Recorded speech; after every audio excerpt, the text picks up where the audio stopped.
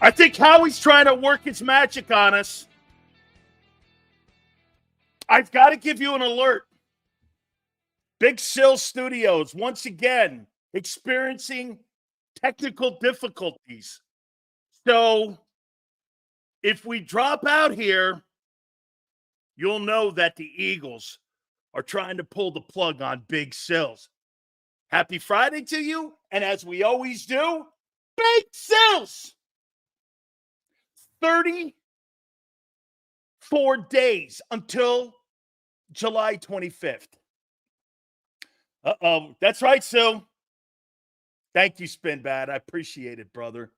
Hey, guys, I just want you to know right out of the gate, technical difficulties, man, may happen.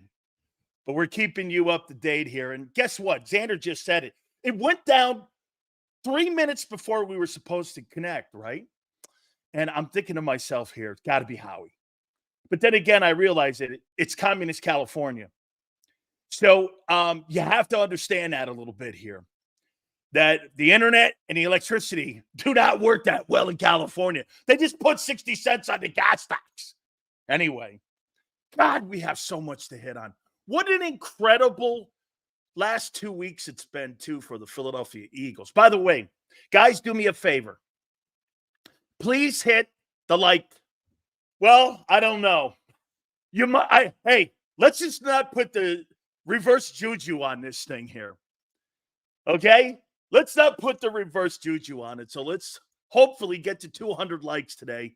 I appreciate it. Thank you so much, guys. I really appreciate it. You know, I was looking at the pro football. First and foremost, how many people saw that celebration last night to the Negro Leagues on Fox? Can you pay up your Wi-Fi bill on time, please? Hey, Flexin, give me a break. Hey, Flexin, do you manage your bills? Big Sills is trying to manage his bills. Can you give me a break? Oh. Yeah. Okay? You put the Maloiki on the you put the Maloiki on us. I'm trying to do the reverse Maloiki. Okay? I'm trying to put the reverse Maloiki. Hey, did you guys watch that thing last night? I thought it was spectacular. I really did. I thought that thing was great last night. Did you hear Reggie Jackson dropping M-bombs? How awesome was that? I don't think Fox had that thing planned. That is such, and so much so why we miss Major League Baseball personalities like Reggie Jackson and my guy, the legendary Dick Allen. The Dick Allen, baby. Reggie and Dick Allen, my two favorite baseball players. You know why? They said something. They spoke out about racism. They spoke out how they were being felt. I guarantee you last night, everybody was kumbaya. Oh, yeah, the great Negro Leagues. Now we're putting them all together. Reggie was like, hey, man, I hated my experience. I hated playing here. It was one of the greatest moments I've ever seen in broadcast history. It totally was one of the greatest I've ever seen. What Reggie did. It was awesome. I loved it. And it gave me a great respect for the Negro Leagues. You want to hear a stat? From 1947 until 1962, do you know that the majority of the most valuable players in both leagues had ties to the Negro League? The Elston Howards, the Murray Willses, the Henry Aarons, the Willie Mazes, the Don Newcombs, the Roy Campanellas, the Larry Dobies, the Frank Robinsons. All these guys had ties to the Negro Leagues. So when they integrated the numbers, and I wasn't a fan of it at first, but then I started thinking, wait a minute, maybe the Negro Leagues did have the best ball players in America. Maybe they did. Because if you look from 1947, Jackie Robinson MVP, if you look from 47 to 62, almost all of them were from the Negro Leagues. So you look back at that and go, wait a minute here. Maybe those records do need to be integrated. I have a different perspective on it. Derek Jeter said that. And I was like, I couldn't believe it. I went back and looked. Almost every one of the most valuable players had Negro League ties to it. Pretty incredible. I loved it. I did. Black people in today's culture, especially in the sports world, are treated very well, says Sean. Sean, how about better? And they're compensated. Okay? The top paid players in the National Football League are black. Yeah, it's no longer the black quarterback conversation or paying them. Okay? It's not. However, do you think this is racism when it comes to Lamar Jackson? Why don't you try wide receiver? You might make that position. I don't think you're going to make it in the NFL. That's a preconceived notion without giving a guy a chance to fail. See, white quarterbacks are drafted in the NFL and given an opportunity to fail, like Sam Darnold. But if you're a black quarterback, they ask you to play another position. That's a little bit of a racist comment to me. Reggie Jackson last night just brought it all home. I thought that was some of the greatest TV I've ever seen in my life and the realest TV. Hey, man, it wasn't what you guys are portraying out here. This was not a great place to play. They had killed 4 girls in a church a year before I got here. Then they wrote some expose in Life magazine and almost celebrated Bull Connor. I mean, it was insane. Great. And see, this is what I talk about, history of our country. That's a great history lesson. Don't try to erase history. You know how people look back at the sports world and they look and they don't want to have a comment about, what happened in the past in our country or in the sports world or in baseball? I want it all put out there. I want all educated people. There's a big thing going on with the 10 Commandments. I think you have God we trust on the back of a dollar bill, don't you? You have you have pictures of the 10 Commandments on the doors of the Supreme Court. I'm not saying you have to be a religious fanatic, but I think you teach all people the ability to be able to choose on what you want to believe in or not believe in. When I was a kid, I was never taught about. I don't want to preach here to you guys. It's a Friday. I may need all the time I get to talk and get to the Eagles here in a minute, but we weren't taught about the American Indians. I want everything to be taught, good and bad. I don't want to erase America's history. The reason I can talk to you every day here is because we had our history. I hate people that run from it. Okay, did we treat African-American athletes horrifically in the past and there's still a lot of work to do? Only 6% today in American baseball are blacks. How can that number be down like that? When's the last great black Dodger that they didn't trade for? Can you name me? Who? Name me the last great Dodger that they brought up on the farm. The home of Jackie Robinson. Name me one. Who? Dusty Baker was an Atlanta Brave. Mookie Betts was a Boston Red Sox. Who? Name me one. You know why the Dominicans are dominating baseball? They're dominating baseball because you don't have to pay the amateur draft prices that you have for American baseball prospects. So baseball goes to the Dominican and signs a guy like Albert Pujols for $25,000 instead of paying a kid out of Clemson or Cal State Fullerton $1.9 million. They're cheaper. Baseball's they're not going to spend a lot of money on black prospects in America today. That's why you don't have any blacks in the sport anymore. There's not a lot of black players in the sport of baseball. Dominican and white. In a sport that had Jackie Robinson, you got less than 6% Really? Baseball's moving forward? You might want to check that. So, it was a great history lesson last night. I watched every inning of it. Not so much for the game. I didn't even know who was playing. I think the Cardinals and the Giants were playing, but I didn't really care. I was listening to all the stories about Mays and Reggie and all the guys talking. Barry Bonds was awesome. How that guy's not in baseball's Hall of Fame is such a joke. I mean, honestly, he's the most prolific hitter in the history of the sport.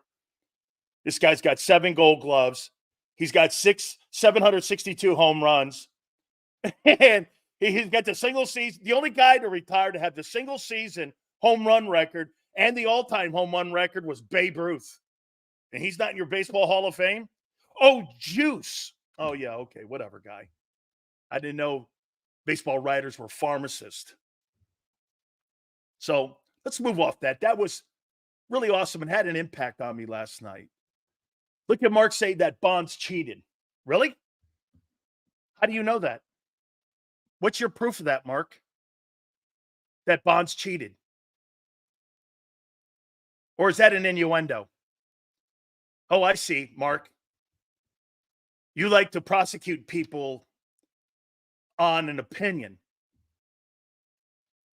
because you never proved it. Bonds was never found guilty of anything except obstruction, and he served 30 days in his mansion at home. Wasn't for PEDs. United States government spent $27 million of American taxpayer money to prove nothing.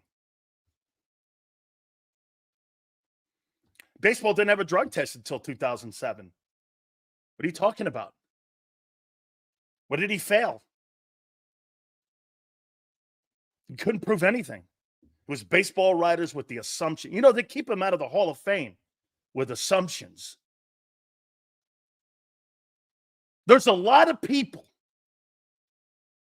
There's a lot of people who don't realize that. See what these sports writers do? You know what the baseball and like now even the NFL guys are starting to do? By the way, Jason Cole will be with us at 4:30. You know what they're starting to do? They're starting to make an identity with their Hall of Fame vote. Like some people in Philadelphia with their key fob think that's their identity. You're not a pharmacist. You have no proof Bonds cheated or Clemens or A-Rod. You have none. Now, A-Rod failed the drug test, so that's not fair. Clemens never. And get this, Rose is his biggest hypocrite. Rose bet on games. Well, betting's legal in America now. And by the way, a lifetime ban? Why is Shoeless Joe not in? Lifetime ban? Well, he's dead. He's been dead for 60 years. Why not put him in? See what sports writers do? Not to go off on a tangent here. All right. A lot to get to. It's been a crazy 2 weeks for the Eagles in the drama factory. It's been kind of crazy, has it, or has it not? Bonds has never said he didn't do it. I don't have to prove my innocence, dude. You have to prove I'm guilty, Mark. Have you ever heard that? Innocent until proven guilty? Oh, wait. That's today's society. I forgot. You're guilty until you prove yourself innocent. Oh, now I know why Trump was indicted. Oh, I got it now. You're right. I watch it on TV all the time now. You have to prove your innocence today. Huh, interesting. How that dynamic has changed in our country, right, Mark? I have to prove my innocence. When it used to be you have to prove I was guilty in a court of law. People of my peers. Okay. I'm just saying, guy, I don't have to prove anything. You have to prove I'm guilty. Seals Bonds never averaged more than 34 home runs a season. How do you know the ball wasn't juiced, Mark? And by the way, Mark, wasn't Eric Gagne on steroids too? How many pitchers do you think were taking anabolic steroids or PEDs during the steroid era? Or do you think it was just Barry? That's the biggest misnomer about the whole thing. Do I think steroids help the players? And you know what? Here's what I'll say to you. This is, hey, Xander, I know that I'm doing some baseball stuff here, but guys, get this. I yearn for the steroid era to be back in the game of baseball. What do you fucking care about the health of the player? I don't give a shit about that. So if somebody told me my superstar, like Bryce Harper, could play 25 years, average 45 home runs, thrill the fans, make monsters of money for the organization, and have ability to play longer. Technology, training, that's a bad thing? What's wrong with that? Athletes being able to play longer. And by the way, it was one of the greatest eras of all time. 50 home run guys. Why do you think Major League Baseball started drug testing? What's wrong with me? I like excitement. Nothing's wrong with me. Why do you think Major League Baseball stopped the steroid era? This is a good little education for you here. Why do you think they stopped the steroid era? Does anybody know? Why do you think? That's right, Ultra Cowboy. Sosa McGuire saved baseball after the strike. Look at Jack's public opinion. Jack, you couldn't be more further from the truth. Sosa guilty? I guess that chat will have to tell you. Hey, why do you think baseball started drug testing the players? Because the media was hyping it up all. No, you're so far off base.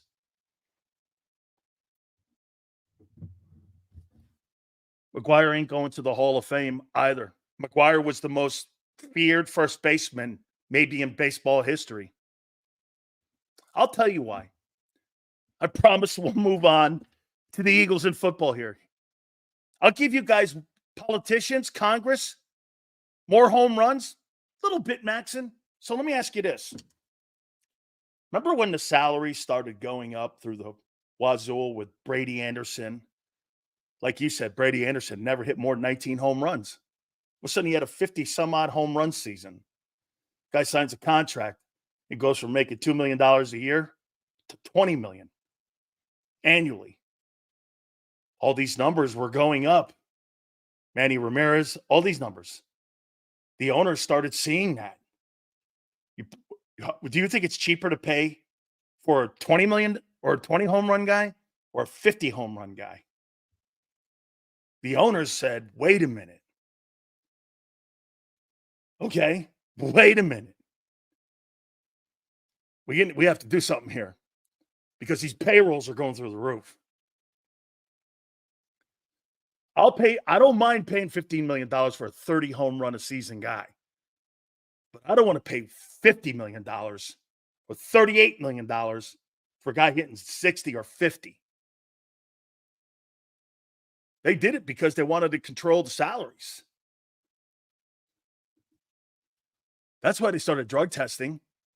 How many years do we always accuse Major League Baseball of juicing the baseball when they need more runs or they need more TV ratings? See, baseball used to juice the ball. The players realized they could juice themselves. But they would raise, instead of television ratings and TV revenues, for the owners, they raised their salaries. Steroids were the greatest thing ever happened to baseball players because it raised the salaries.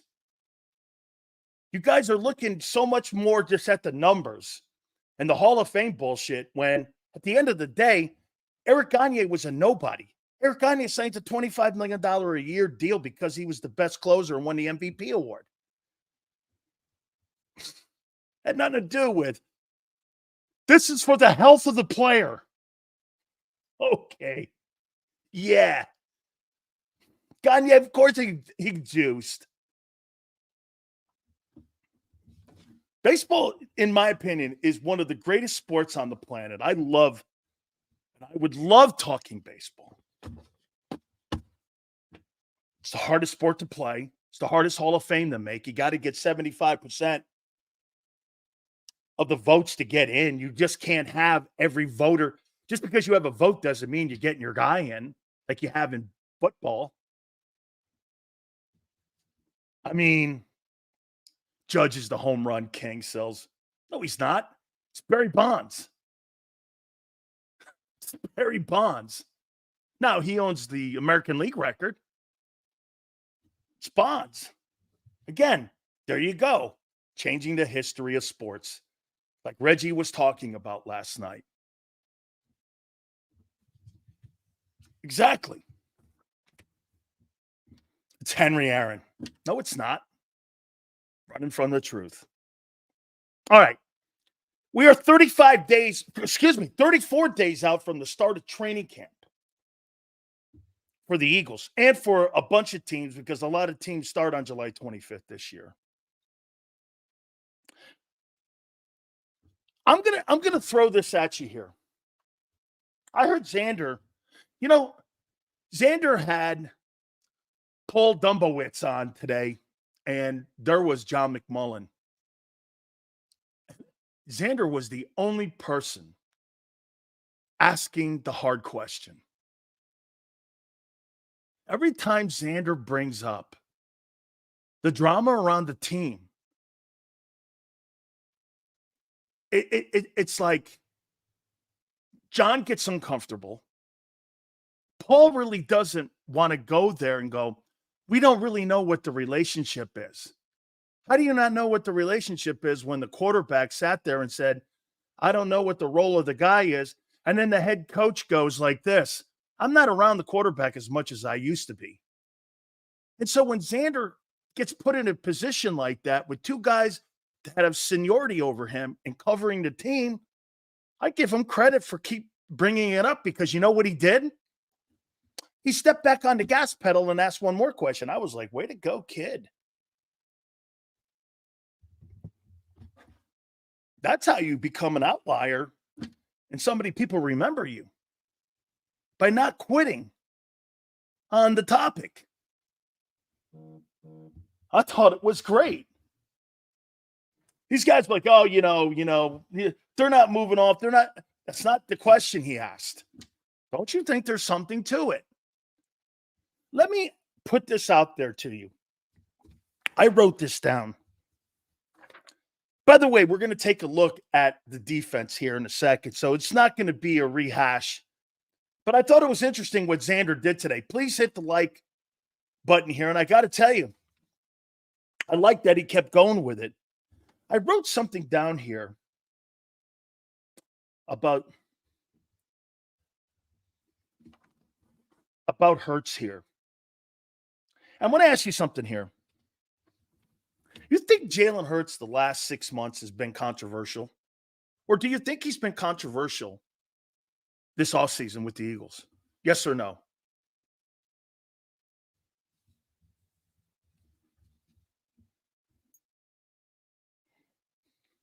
You think he's been controversial?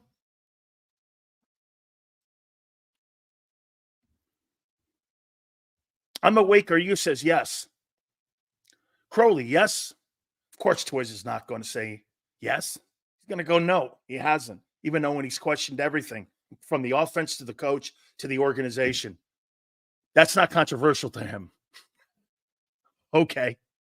Not liking the offense. So, Mac, him not liking the offense as of right now, not knowing what the offense is, not knowing the role of the coach, you'll have to ask him. Jalen being told he's a liar because the offense has been 95% changed, and they said he's lying. You think he's not being controversial? The last 6 months, since the meltdown to now, how do you think he's handled himself? I'm not asking about me. I'm asking you about him. And I'll read your comments. How do you think Hurts has looked the last 6 months? Thank you, Rob. I appreciate that. Really cool. Thank you, sir. How do you think he's been the last 6 months? Okay. How do you think he's been? Controversial? Non-controversial? Immature, says Jack. I don't know if I use the word immature. And I don't think I would use the word immaturity when describing Jalen Hurts. That's not the first thing that comes to my mind. You know what, too, JM? Self-absorbed? Well, when I see kind of things going on around me I don't like, I am going to kind of, tighten the circle up a little bit. I'm not going to have it as wide. I'm not going to make myself as accessible. Controversy sells, says Ultra. I don't think Jalen's trying to sell anything. I think the Cowboys, unfortunately, Ultra, the Cowboys try to sell controversy. And again, it's not a topic here. I'm just asking a question. Frustrated? Okay. Look here, man. I'm not ripping the kid. I'm really not ripping the kid. You're 30. You're almost less than a month from the start of camp. And nothing has changed since your ass beating in Tampa. Do you understand that? Nothing has changed since you got your ass kicked and your head pushed in Tampa. Nothing. You've added new people. That's not always a great thing. That takes time to gel, no matter what the company is. Do you think Jalen Hurts has been controversial the last 6 months, and most notably the offseason? Here's Matt. Hurts just seeing through the bullshit. Okay? I don't think that that's off base. Dude, you got to remember something. He was raised in a culture with Nick Saban where there is no such thing as bullshit. Dude, let me put it to you this way. Xander was down in Alabama. Okay? He was in Alabama. How about that Alabama culture and how they did things versus how they do things in Philly? What do you think is more chaotic? Bama or Philly?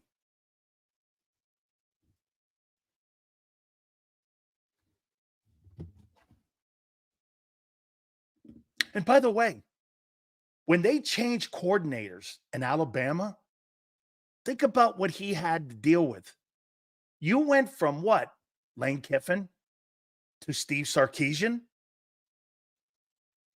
They ain't hiring stiffs in Tuscaloosa. They're not hiring stiffs. They're not hiring the third OC that was available like Kellen Moore. They're getting the top guy in the country that could get an NFL job. You know, Sarkisian was in Atlanta when he got the job at Alabama. He was in Atlanta. I mean, when you play football, and especially quarterback at Alabama, you're not getting stiffs being hired around you.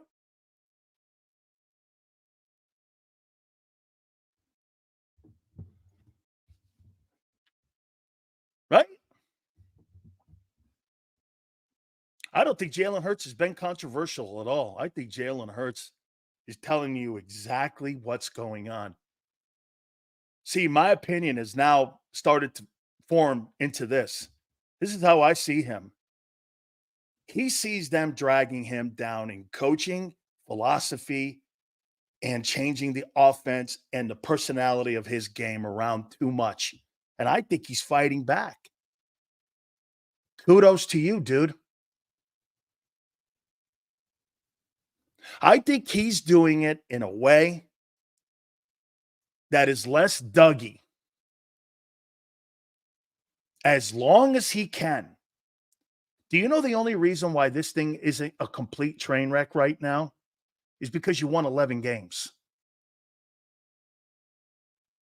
Let me say this to you. What do you think would happen if they had only won 4 games last year?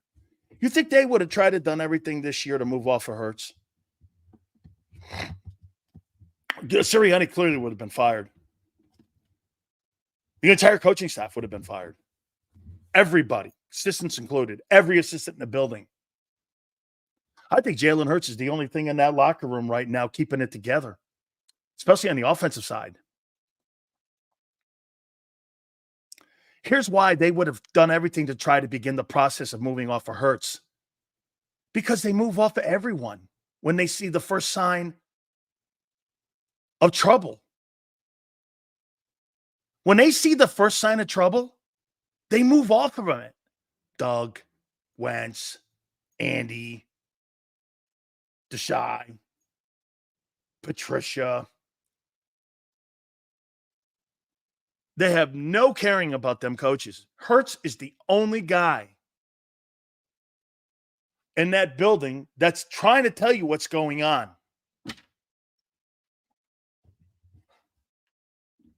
And always remember something. It's funny because I see people in here going, Wentz demanded a trade. Yeah, well, that was after they drafted Hurts. Remember, they drafted Hurts first. In the second round.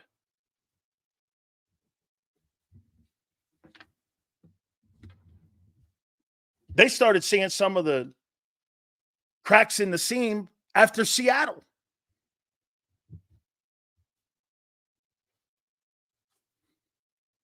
They started, when people go like this, well, Wentz wanted to try to run it back. Well, did they really? Well, they were hedging their bets because that's how he does it, how he hedges his bets.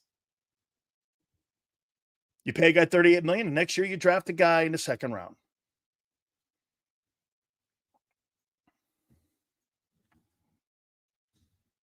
I don't think he's been controversial. I think he's been trying to tell you exactly what's been going on. Jalen Hurts is sending a message to the front office to know that he's not playing their lying game. I think so, King. I think so. I really do. Kellen Moore is at least a real NFL coordinator. He hasn't had one of them since being in the NFL or Shane Steichen. Yeah, okay. Hey, Sills. Went to University of Maryland with Boomer, Albert King, and Len Bias. Steven, me too. Loved Albert. Hey, remember Adrian Branch? Steven? Adrian Branch, one of my favorite people on the planet. He's the guy that called me and told me when Len passed away. Love Adrian Branch. I think Adrian played for the Lakers a little bit. I get some of the media people want to seem tough on a winning team, but sometimes y'all do it. Nobody's being tough on any dude. The entire organization right now has got their panties in a bind. I like Kellen Moore. Underrated. I don't think he's underrated. I think he's exactly who he is. Why would he be underrated? What has he done? Underrated? How? Puts up good numbers. Quarterback played well. Dak had good numbers. Didn't win anything in the postseason. Wake me up when they win in the Super Bowl or they play and do things great in the postseason. That's when you got a great coordinator. Todd Monken's got to wake up to that too. I thought they completely, absolutely shit the bed in Baltimore in the postseason. That again, you're playing Mahomes. Sales Hurts being in Alabama shows how an organization needs to be like. And Hurts ain't having it. Dude, I think he is a product. He's not a Sooner. He's a Crimson Tide. That guy does not deal with bullshit. He doesn't talk it. He doesn't fall on the sword for it. He's not going to do it. Because you know why? He was raised that way. In that organization. And I disagree with Howard Eskin. I think him staying there, finishing and doing the job that he started, and then he transferred, I think that shows me exactly the kind of character you have in a kid. I think Jalen Hurts has got great character. You know, I said the other day he was a front runner. I think that's got a lot to do with youth. I think this is the first time Jalen Hurts has had his ability questioned since Alabama. Remember, he was benched. He was benched. They took his job away from him.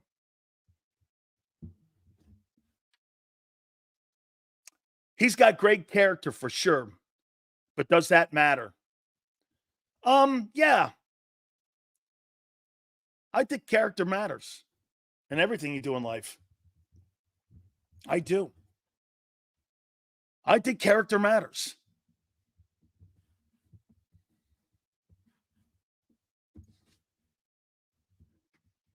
I think character matters.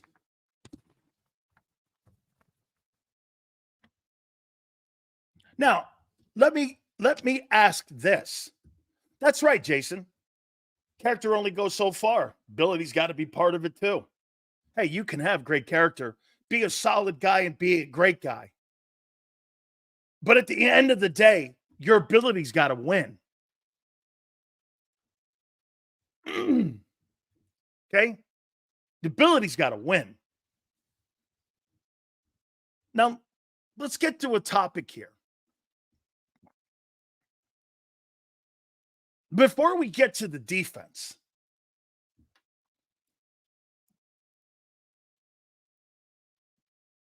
you think the Eagles regret signing the quarterback, Jalen Hurts, early to that $250 million contract extension? You think they regret it?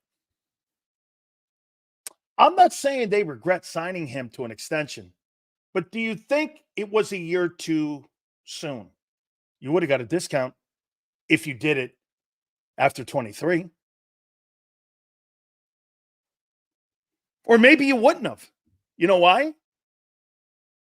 Because there's another side of me that goes like this. Stills, let me ask you a question here.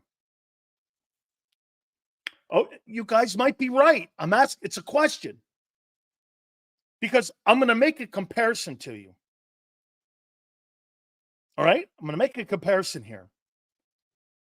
Trevor Lawrence just signed a $55 million annual deal. Who's played the best ball the last 3 years? Jalen Hurts or Trevor Lawrence? Over the last 3 years, you want to say the last 2 years? I'll even go last 2 years. Who's played better ball? Jalen or Trevor Lawrence?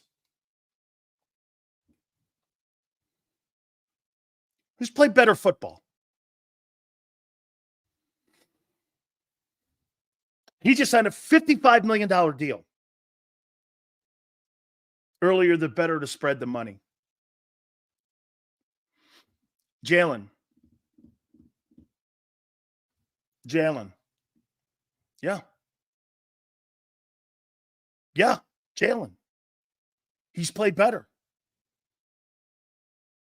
So, as an Eagle organization thing, the Eagles were right to give him the money early. Because in 2 years, that contract's going to be outdated anyway. He signed a quarterback version of Devontae Smith, in theory. Because why? Because of the famous LJ cap hits. Signing him early, giving him a little extra money base, helps the team. You know, I've been saying this, that I think that you guys paid him too soon. Well, Senor goes like this. So what discount? So after we just saw Trevor Lawrence, who's a lesser quarterback, sign for more money than Hurts, that's going to sign for what? 60? That's $10 million more than he's making already in 1 year. What's Jordan Love going to sign for? 62? What's Brock Purdy going to sign for? 63?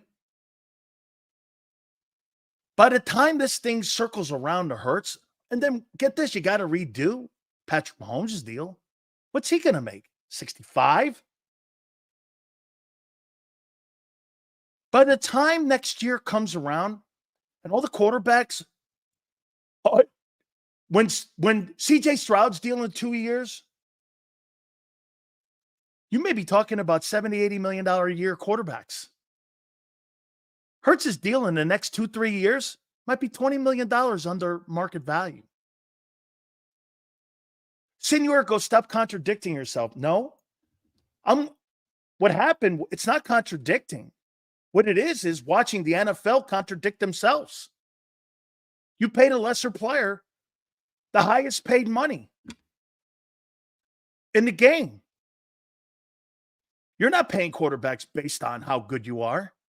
You're paying them based on market value. How many people in here believe that Trevor Lawrence is a better quarterback than Jalen Hurts? I don't. Not now, unless he has a great season and starts putting years. And by the way, I don't really think much of Jalen, but he's better than him. Or he's had 3 better seasons than him. Yeah, but Trevor's a better talent. Well, you got to apply the talent eventually, kid. Okay?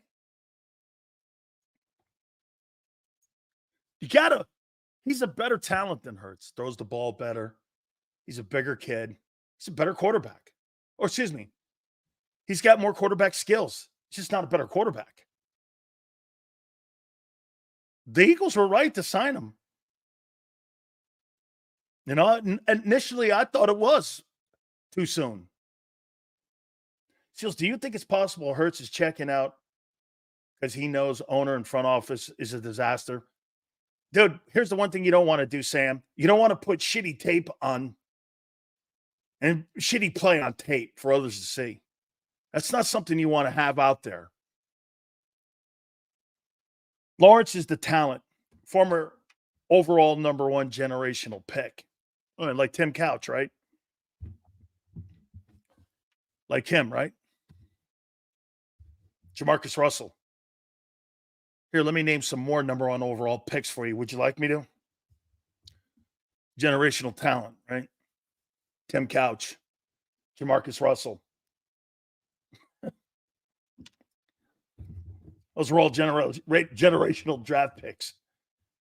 Lawrence isn't Tim Couch. No, he was the number 1 overall pick, though. Generational talent, they were telling us. Jalen's not checking out. Mahomes, Rodgers. What's that? Only 2 quarterbacks I would way overpay for, and Rodgers might be done. We'll see. You got to love the Jets. The Jets got The Last Samurai over in Japan. Do you see that video of Hassan Reddick? This guy's like a Ginja girl. One of those Ginja girls. He's like one of them Ginja girls or whatever they're called. And he's like the last samurai. So you got a guy in Europe in some cave smoking weed.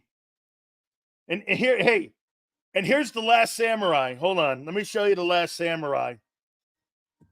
Got a little music to it, too. This is his video. Look at the last samurai. There's Hassan Reddick in Japan. Look at this. There he is. Jackie Chan. Look at I love the umbrella. I'm going to see that in my Mai Tai later. Look at that thing, man. Look at the geisha. You got the shoes on. You got the whole thing on. This guy's a geisha girl. Look at him. Look at this guy here, man. Look at him. Look at him. Last Samurai, Jackie Chan. Look at the umbrella, man. Holy cow, that's like in a Mai Tai. Holy cow. Hey, Joe Douglas, nice job. You Bruce Lee's over in Japan. He's supposed to be a mini camp. What's going on here? Hey, wait a minute. Is that in the Wuhan market?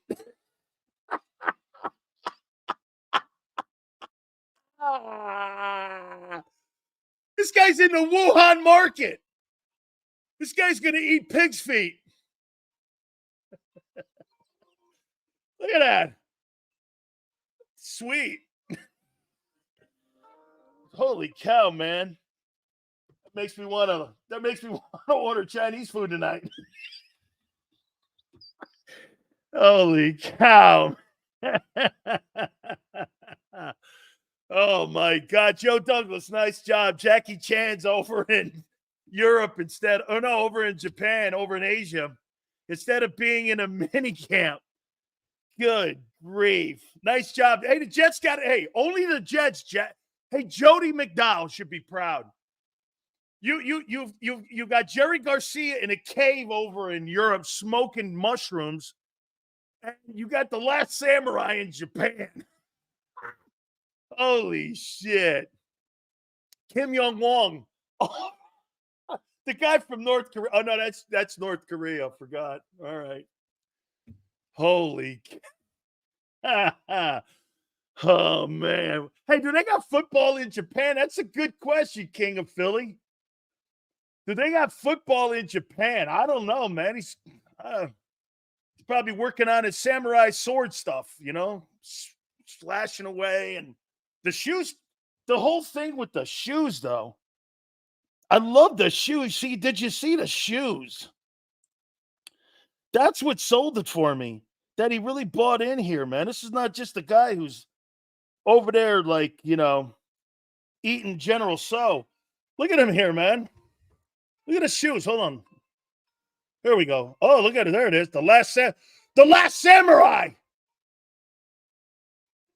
Konnichiwa. Hey, Hassan Reddick. Konnichiwa. I like the music. Look at him. Konnichiwa. Konnichiwa oigado. There we go. I watch Kill Bill too. Hey, Joe Douglas has got quite a crew over there, huh?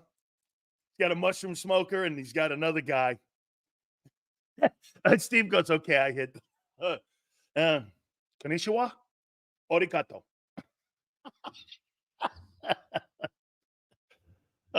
Can I have some sake now? This guy's getting loaded up on sake. Oh, man. Hey, I hope you get back in the country, dude. I mean, the Jets may take your passport away if you don't show up to camp in 34 days.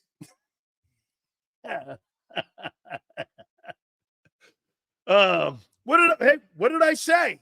He's got Last Samurai written on his damn video thing. I didn't say anything crazy. Yeah, Twish, you need a passport to get to Japan. I've been to Japan. Actually, it's a great place. I wrestled in the Japan or the Tokyo Dome. It's pretty cool, man.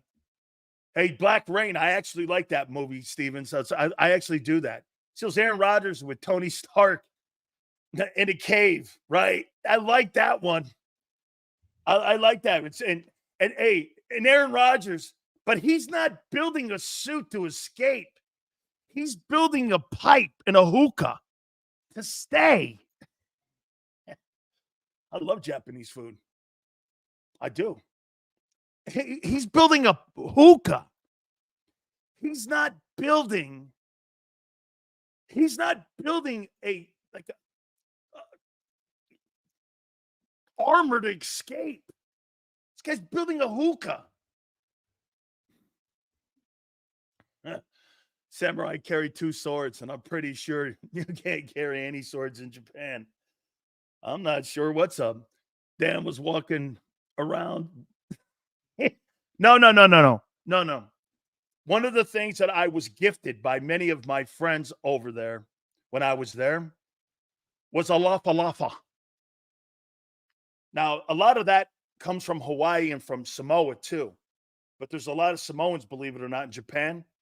And I brought 3 lafalafas home for my wife, and I got 3 myself. Some of you probably don't even know what I'm talking about. Sills has been around a little bit. Look it up, Lafa Lafa. Some of you might know. That's right, it's Polynesian. A lot of Polynesian folks live up in Japan. And I got a couple of them there when I was in Japan. Yes, this is what they did. Reddick gets off the airplane. Mr. Hassan Reddick, welcome to Japan. The Wuhan market's this way. Joe Douglas is like, where is Reddick? He's with Dr. Fauci in the Wuhan market. All right, man, let's move on from that. That's quite a scene going on with the Jets, though. Hey, wait, Jameson. Now, hey, Howie, I'm going to do something here I've never done. Howie,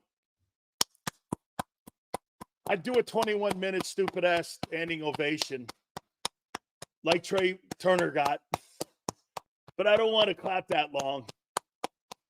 Okay? Congratulations on you getting rid of Reddick. He's over with Fauci in the Wuhan market. Oh, man. Oh, my God. Only the Jets. This is a rip on the Jets, not Reddick. You kidding me? This is so Jets. You want to know why they're the ass butts of the NFL? A guy in a teepee in Europe smoking mushrooms and hash, and you got a guy over with a samurai sword over there studying to be a Buddhist. Yeah, so Jets. Congratulations, New York. You got it going on.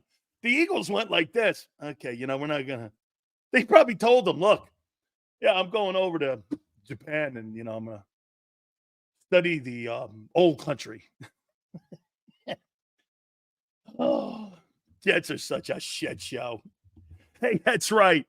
At least we get it. Look at Perez. He's already given up on a 2. He's like, look at Jet. Hey, look at Mr. Perez. Mr. Perez is going like that. Hey, fuck the 2. We ain't getting that. At least we get a 3 out of it. Okay. At least we get a 3 out of it. Jackie Chan's over there in Japan. He ain't coming back playing 65% of the plays, getting 10 sacks. At least it's a 3. Oh, my God. Hey, I'm sorry, but I love killing the Jets. The Jets are a shit show. Always will be.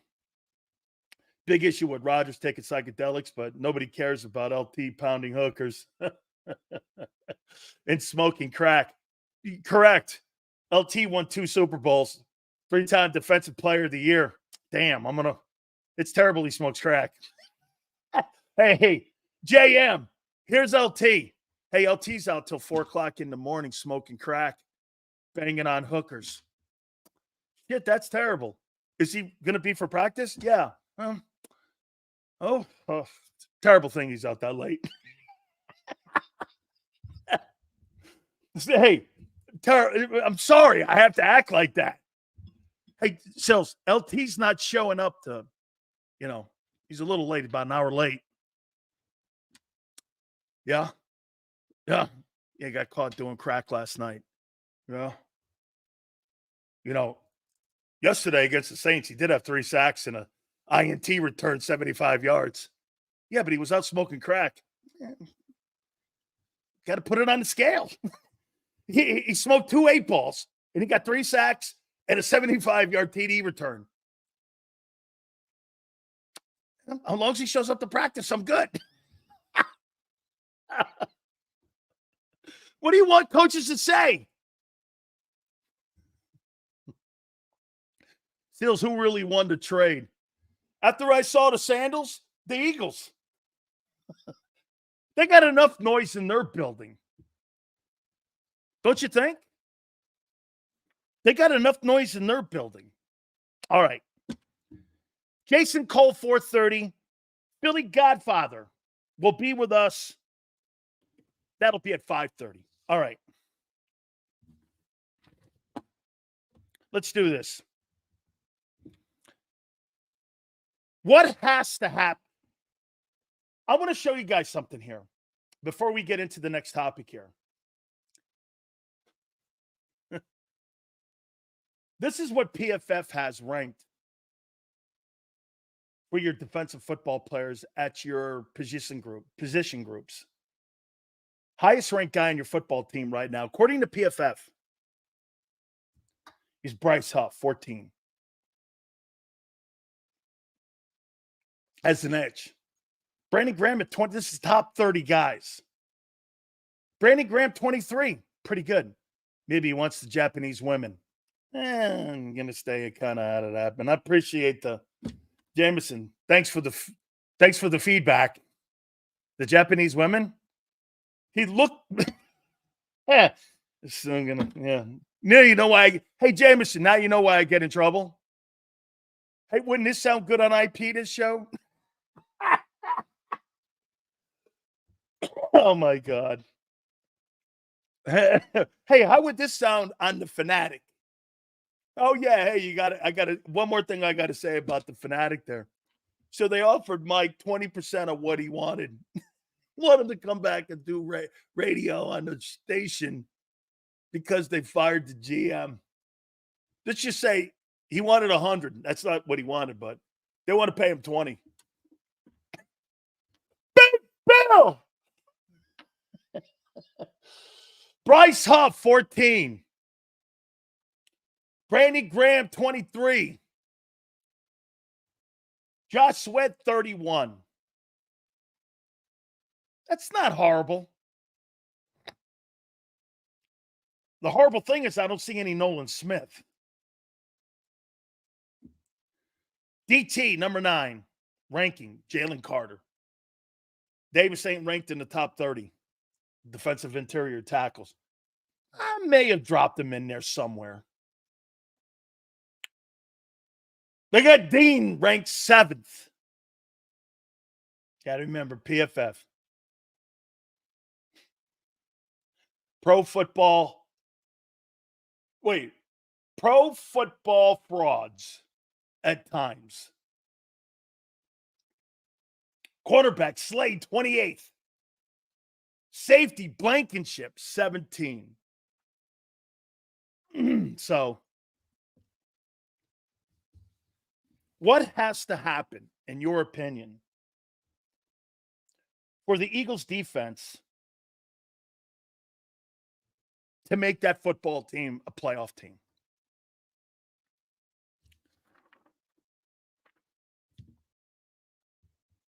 What has to happen? Let's see here. Did I extend that? No. I got 6 items. What has to happen, in your opinion, for the Eagle defense to be a playoff contending team? Got to add pressure. Okay. Dean sucks. Agreed. More turnovers. Okay. Get sacks. Pressure, sacks. Okay. Here's what I think has to happen for your football team. If you want to make the playoffs and be look, your offensive skill set talent is the best in football. It's the best in football.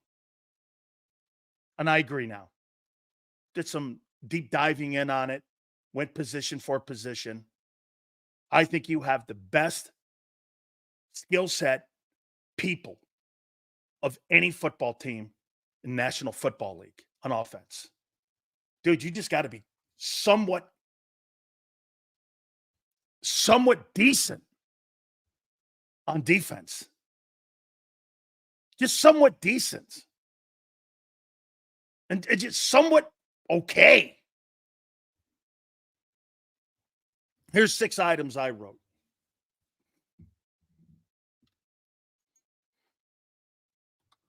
Two Georgia guys. They have to be Pro Bowlers. enough? The 9th pick? And the 13th pick? You can't be turds. You can't just be decent. Like, Jordan Davis just can't be okay. He's got to be great. I mean, hey, by the way, I thought he started out great last year. He's got to learn to be consistent. Jordan Davis, week 1 through 5, I was like this. Holy shit. This guy may be turning the corner here. Some of you were saying, Sills, you think you owe him an apology? I was like this. Maybe. Maybe. And it was like after the whole Josh Allen play, it was like the last bit of energy he had before he drowned. It was like the last bit of breath he had. And after that, I never saw him again. And you're like, damn, what happened to that guy? It's one of the greatest football plays I ever saw with a guy 350 pounds. I mean it. I mean, that was like Larry Allen flagging that guy down on that INT that Aikman had. That showed that video when he passed away. Him running that down from a standstill, ran that guy down 50 yards. It was some shit like that. Josh Allen is not that easy to take down. And he took that fucker down like that, man. I mean, seriously. It was incredible. It was like a lion taking a caribou down. Bam! Got him on the back. That was it. I mean, yeah, he's got to play great, in my opinion. Number 2, the coordinator, I think, also has to be great. I think the coordinator has to know, and I think also, not that he has to also work, but I think that he has to be given complete say. And how about this? Do we agree if Howie and Nick stay out of Vic Fangio's way, that gives it a better chance of success on that side of the ball? Would that be fair to say? If they stay out of his way, I don't know it. But by the way, June 21st, I don't know if he's going to be a success yet. But do we not agree? Let's do this. Well, let's just get out of his way and give him the best chance to be a coach. And let the chips fall where they may. Whoever that starting lineup is, there's a lot of question marks still on yet who's going to start. I heard the guys this morning talking about that. Wait a minute here. I want you to think about something. I heard Xander and Paul and John McMullen talking. You know what they forgot and they missed? Well, I don't really know who's going to start this, there. Wait a minute. Let Vic make that call. Not by committee. The problem that you have with the Eagles, you pick starting assignments by committee. It's why Nick brings up Howie's name every press conference. Because he's part of the selection committee on who plays. I don't want him anywhere near that. I don't want Nick anywhere near that. I don't want Nick to have to sign off on a guy starting at any position. This is why Vic has to have 100% say. I think it gives you the best formula for success. But how many people believe Howie Roseman will stay out of anybody's way? He couldn't stay out of Doug's way. He couldn't stay out of Sean Desai's way. He couldn't stay out of Brian Johnson's way. He can't stay out of Nick Sirianni's way. He couldn't stay out of Doug Peterson's way. Where is that going to change? There's your problem. It's not the relationship with Vic and Nick. It's with Vic and Howie. By the way, I do too. Hey, Jason, what I would bring in is I bring in the ultimate ass-kicking bouncer to any one of those personnel meetings. I'd bring Clint Hurts' ass in there. He's been a coordinator in this league a long time too. And you put him in there and somebody starts talking shit about who should play and who should not play. You got Vic Fangio and Clint Hurt in there. What would you possibly know about defense over those two dudes? What could you possibly say that you know? And I don't give a shit that you think, well, we won a Super Bowl. That has nothing to do. You gave up 700 yards in that game to Brady. It wasn't like you were playing stout defense.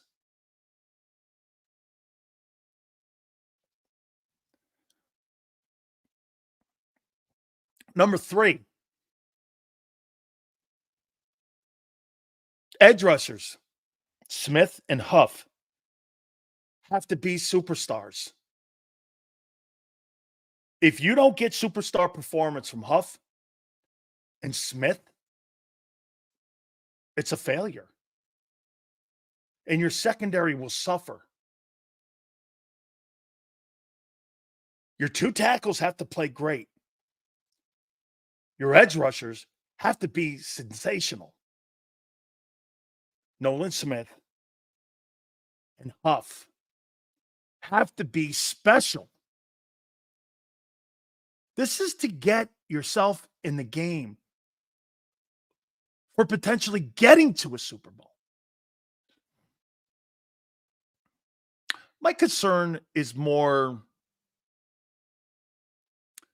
ego and control on offense. This is more of you've got to get player performance on defense to be a team that's going to be in the room with the 49ers and Detroit and the Chiefs and the Bengals.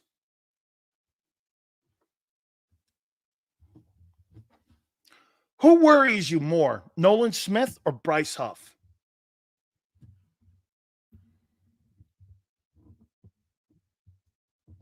Who worries you more?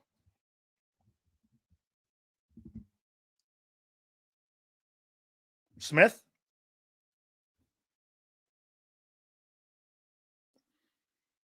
Smith? That's funny how you threw Detroit in there. Why? They went to the NFC title game last year. What's so funny about it? Did I miss something? You were beaten by the Buccaneers. They went to the NFC title game. What did I miss?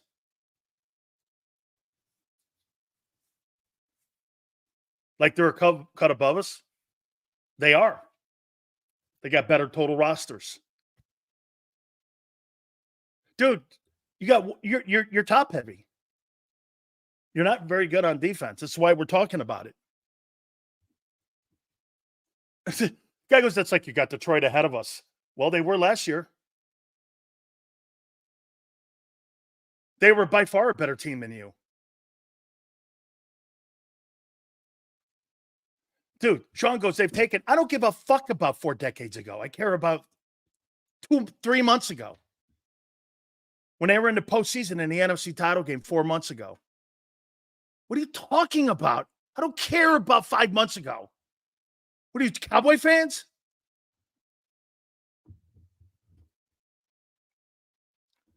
Lions beat themselves. I think the coaches did not help that team in that NFC title game. I thought Dan Campbell hurt them. I do agree. Defense was and is a disaster. Prove me wrong. Leo, that's where I'm at too. I'm with you on that, Leo. I'm totally with that. Okay? Seals Green Bay Lions NFC Championship? Could be. Again, this is all going to come down to the war of attrition too. Hey, you can't afford any. Let me say this to you. Where can you afford injuries on the Philadelphia Eagles and get away with it? Quarterback excluded. Quarterback excluded. Where can you get away with it? O-line, maybe? Maybe because of Micaiah Becton? Maybe, right? Maybe a little bit. I'm not saying they can replace Lane or Mulata. Maybe. Jameson goes DBs. How would you know anybody's good back there? I heard Paul talking about that today. Says that there's a logjam. A logjam of what? Bradbury's on the team for a reason, dude. You know why? They're not sure what they have. People don't get it. He even said it. Paul Demowitz said this today on Burst 365. I don't know why Bradbury's on the team. Yes, you do. Why? Because you think he's going to turn himself into Ronnie Lott at safety? In what? 2 weeks? 7 reps in practice? And you're going to get a 4th rounder for him? How dumb. I mean, so wait a minute. What was the guy's name in draft day? Jeff, what was the guy's name? Who was the general manager for the Jaguars in that movie, Draft Day? What was that guy's name? Paul Domowitz today was kind of like, what's that guy's name? The guy that played that guy's role? Jeff, what was his name? That played that guy that was the general manager and was the stupidest trade of all time. Okay, trading all of his for like the 6th pick in the draft, which was dumb. And so he thinks that there's some general manager out there going, hey, did you see Bradbury, man? Did you see Bradbury? Bradbury just had 4 reps at safety. Wow!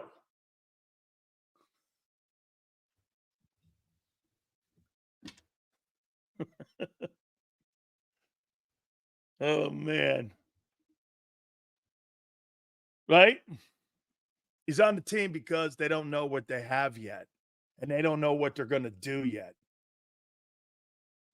Okay? Here. It goes to this one now. Number 4. What duo starts at inside linebacker? Tom Michaels. Thank you, 215.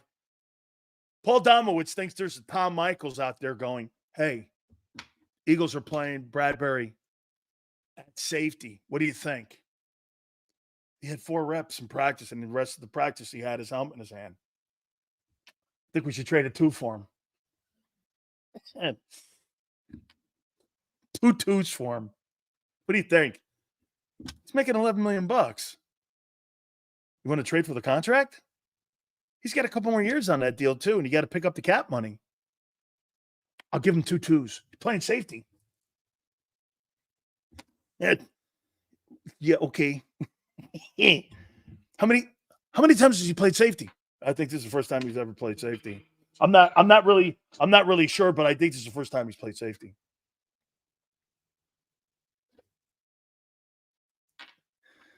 Fucking dumb can you get? Why is he on the team? Why do you think? Don't outthink this shit. It's not that hard. It's not that hard. Well, they're not sure yet. Who's playing where? That's what's next. Okay, who plays inside linebacker? Devin White and who? Jacoby? Zach Braun? Is that his name? Orenthal. What's his guy's name? Orenthal Burks? OJ Burks? I mean, who's playing inside there? Right? Jacoby Dean and Devin White. Is that right? Bradbury's under contract, and he will sit on the bench until we need him. Wise guy thinks that's how. What do you think? This is college? So you're going to put an $11.5 million a year guy on the bench, and you're going to put a 3rd rounder out in his position. That's a disaster of all disasters when you can cut the guy now have the roster spot, and start playing your younger players. Why the fuck would I want $11 million on my roster when last year I finished 31st in pass defense? What, Bradbury's going to help me? Hey, if a guy gets hurt, I don't want to play Bradbury. And if I cut him, it's only $4.5 million of my 27.7 cap hit. So what? So what? Give me the roster spot. The roster spot is more important than the money you'll pay Bradbury. You know why? Start playing your fucking younger guys. You're 31st in pass defense. Can't get any worse.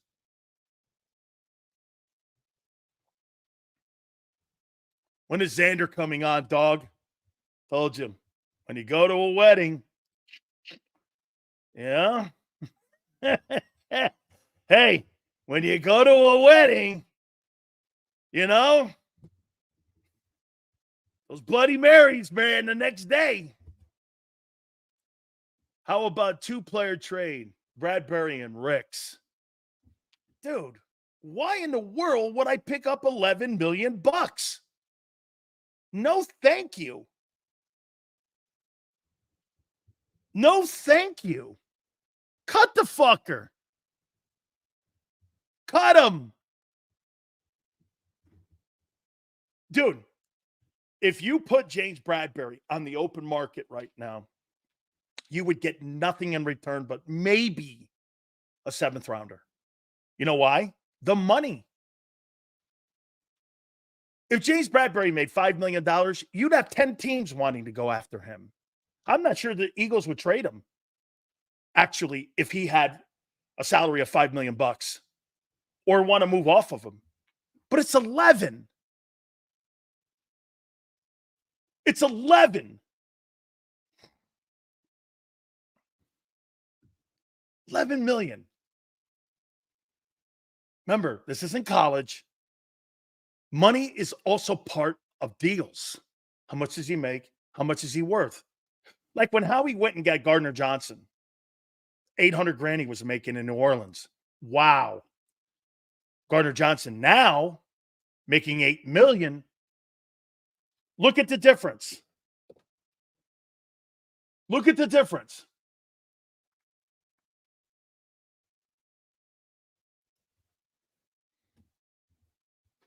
Look at the difference. Okay? Look at the difference.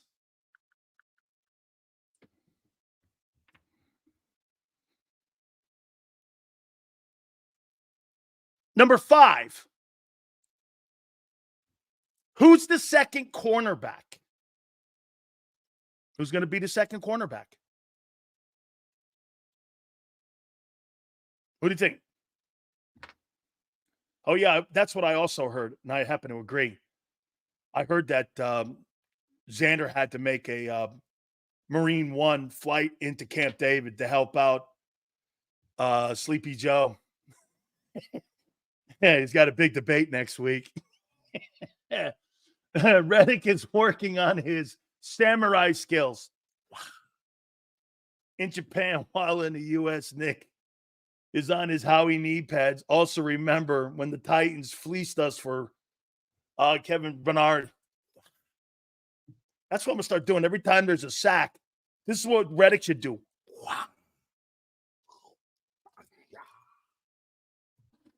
Mr. Geisha.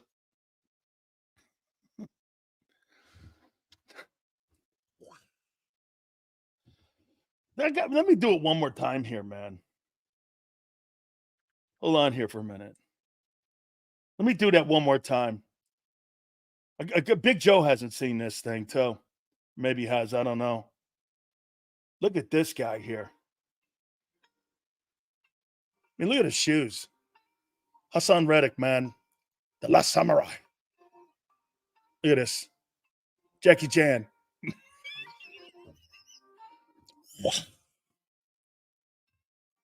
I told you the umbrella is the key to me in the shoes. I dig the skirt, actually. That's a badass move in the Wuhan market.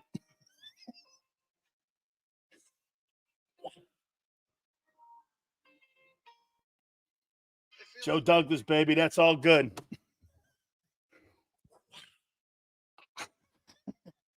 That's the Jets' problem. Don't worry about it. Hey, don't worry about it. It's the Jets. What the fuck? It's the Jets. Sorry, Jody. Hey, Mike goes, that's 4 hours of content right there. That's 4 hours of content, Mike. I'd probably get pulled off of YouTube and fired by Big Joe because I'd say something for sure. Well, it hurt my hamstring for sure. Bruce Lee Sills. Number 6, and finally here, what impact will Gardner Johnson have? Oh, man, only the Jets could have a pot smoker and a guy in a cave somewhere in Europe or over in the Middle East. They're in Afghanistan smoking on mushrooms. And you got a guy in Japan working a samurai sword. Can you bring Terrence Howard on, Sills? It's a tough process to get on the show here.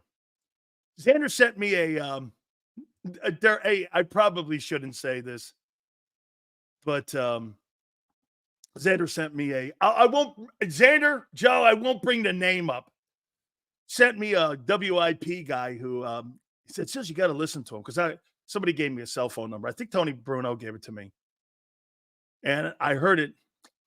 I'll just give you a hint. His name was Glenn, and they sent me a video clip or something of an interview, and I went, no, I'm not getting no right now. I don't think so. I don't just put anybody on. Yeah, no, I don't think so. You got to be interesting, man. At least say something to me. So those are the 6 things. Georgia dudes have to play like Pro Bowlers for that defense to do something. Coordinator has to have complete control and autonomy of what he's going to do with the defense and who's going to play this year. Those edge rushers, Smith and Huff, have to be exceptional. What duo is going to start at inside linebacker? Who's cornerback number 2 going to be? Well, we have a lot of depth. Yeah, but you have a lot of unproven people. You're just going by the assumption. You should always go by the assumption of what you've done as an organization when it came to drafting secondary people. And the Eagles have not been very good at it. How do you know you've hit? I even think they're saying that, and that's why Bradbury's on the team. I like Isaiah Rodgers, actually, to be the second corner. Mike, me too. Mike, I'm there with that. I like that, actually. I do. I actually like that. Bradbury money guaranteed, cut him and still have 2. Hey, I want the roster spot. Jalen Olsicko, thank you for that super chat. I want the roster spot. So that's how I look at it. All right. We're going to do something here when we come back out of the timeout. You know, we've been looking at the rosters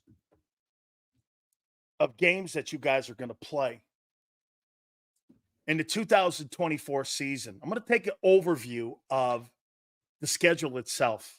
We'll do that. Also, a little more disrespect coming from the national people when it comes to Jalen Hurts. I want to hit on that as well. The impact here, we're going to talk a little bit more also about Saquon Barkley. Do me a favor, guys, tell us where we are in the like list right now. Tell me where we are in the like list. Trying to get to always to 200. You guys were sensational. By the way, I didn't even think we were going to do a show today because my cable actually, I don't know how we're on.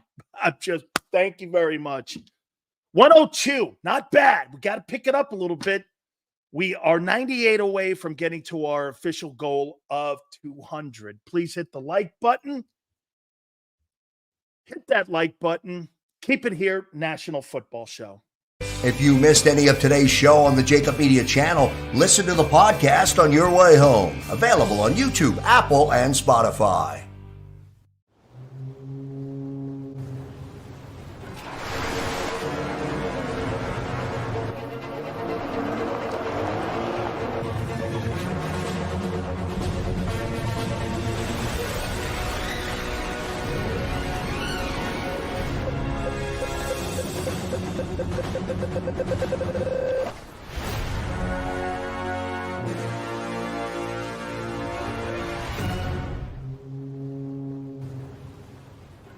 Heading down the shore, have a ball once more.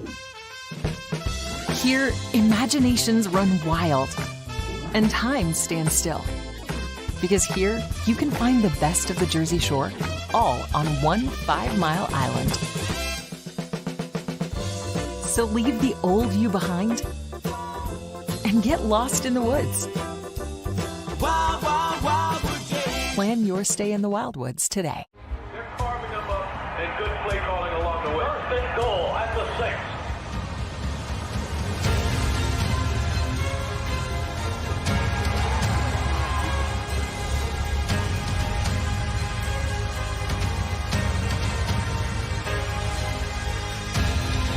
On the field of life, First Trust Bank is there for you. Champions on 3. 1, 2, 3. Because Philadelphia dreams deserve a Philadelphia bank. Win and save this baseball season from Colony Pools and Power Washing, a local company serving Delaware, Delco, and Chester County since 1970. Are you tired of looking at your green house? Is your roof, siding, deck stained green from algae and mold? Let the experts pressure wash your home and take the pressure off of you. Win with Colony Pools and Power Washing. Call them now at 302-762-2250. That's 302-762-2250.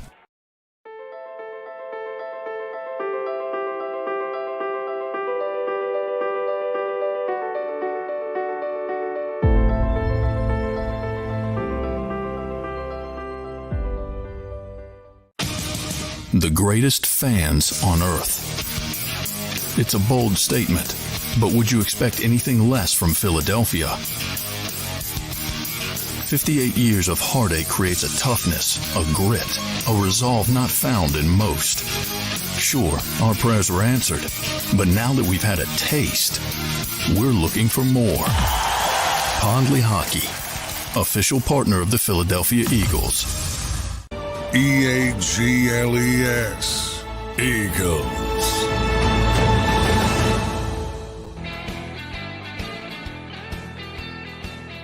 Big Stills National Football Show. Appreciate you guys coming aboard. Thank you again. Please hit the like button.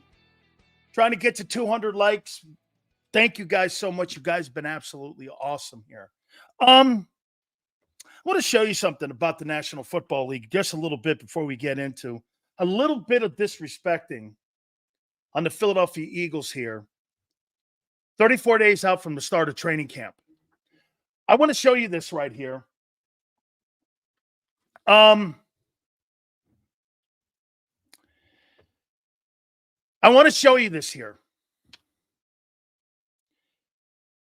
And this goes into a little bit of what we were saying when it comes to the National Football League and how they look at their players. Okay? So, the Falcons have ripped up the artificial turf down there at the Mercedes-Benz field. And they put in natural grass.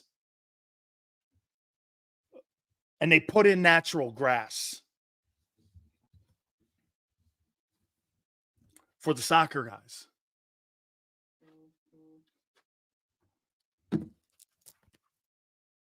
What the fuck is that?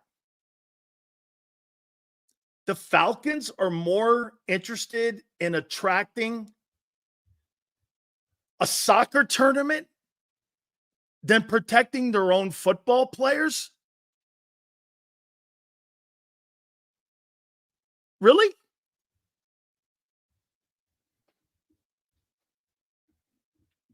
They don't give a shit about the players. Never will, never have. Why would I give a shit about a guy in shorts that plays in Argentina versus Bijan Robinson? I don't give a fuck about Lionel Messi. I care more about my star running back, Bijan Robinson. It is when these people like Josh Harris come to you and lie to you about, like they're doing in DC now. Hey, James Jones, lying to you about wanting a new stadium and telling you how entrenched they are with Redskin, Commander, the team, fan bases. Dude, they use those stadiums on the backs of the players to make money with RNC, DNC conventions, WWE, Copa America. You think they built those stadiums on your taxpayer backs for 10 ball games? This is a prime example of taking advantage of fans and the players they have in their organizations. I don't care if Bijan Robinson blows his knee out. I just want Copa America to keep coming back to Atlanta. I didn't build the stadium for Copa America. I built the stadium because I'm a Falcon fan. They don't sell you on being a fan of soccer. You think there's soccer fans in Atlanta versus Falcon fans or Georgia Bulldog fans or Southeastern Conference football fans? They take advantage of you. I think it's soon to be at Lincoln Financial. Jeffrey Lurie will probably come to you and go like this. We need to have a retrofit on Lincoln Financial. Because you guys are such spectacular and loyal Eagle fans, you'll give them $450, $500 million retrofitting Lincoln Financial. You know why? Because he knows he can. But he's not doing it for the Eagles and for your enjoyment. He's doing it so he can make traditional money off of Taylor Swift.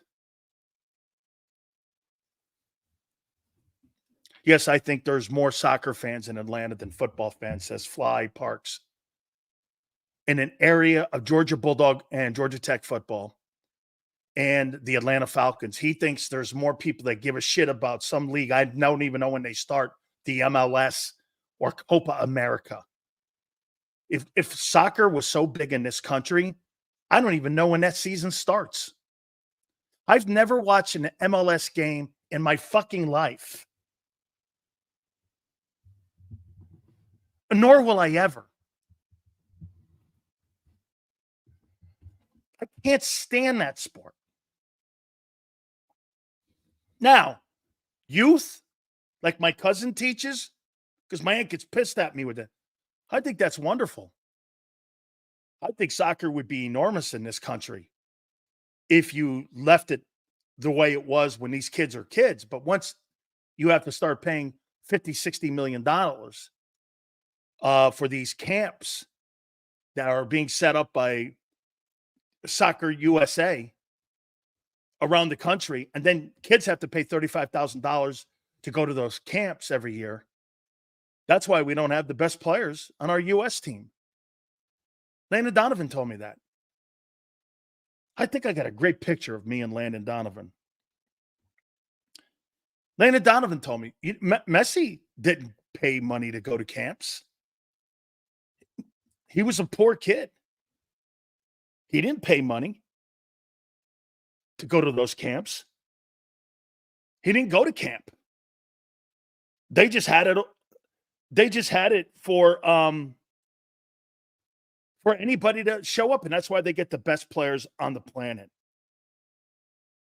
to play in those national teams. Here's a great picture right here. You guys do know who this guy is, right? Landon Donovan. You do know who he is, right? Arguably the greatest male soccer player of all time. Okay? You do know. Let me make it bigger for you. I really like the guy too, man. You guys know who Landon Donovan is. Maybe you don't. I don't know. Look at Stevens. I'm with you, dude. Soccer's a snoozer, too, to me. Okay? The guy stinks. Ted Lasso. Nice. Unfortunately, yeah. Americans do not like soccer. I get it. I do. I totally get it. All right. So let's move on to this. I want to show you something here. This isn't Big Sills here.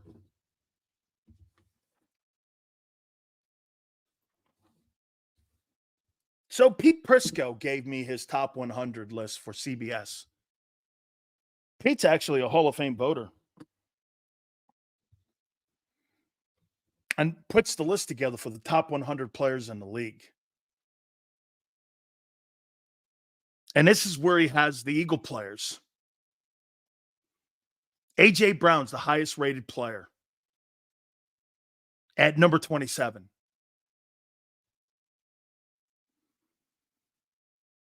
Number 32, Jordan Mailata.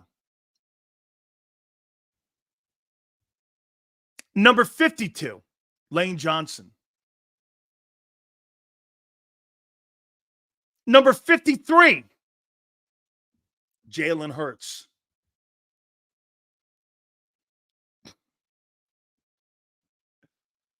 Devontae Smith, 82. Jalen Carter, number 93. So Jalen Hurts is the 53rd best player out of 100, according to a Hall of Fame voter, and a guy who puts those lists together for CBS Sports, NFL.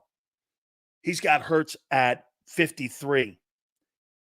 Just to show you and put some contrast to it, Josh Allen's number 6. He sucks, Sills. He sucks. Josh is number 6. Micah Parsons is number 9.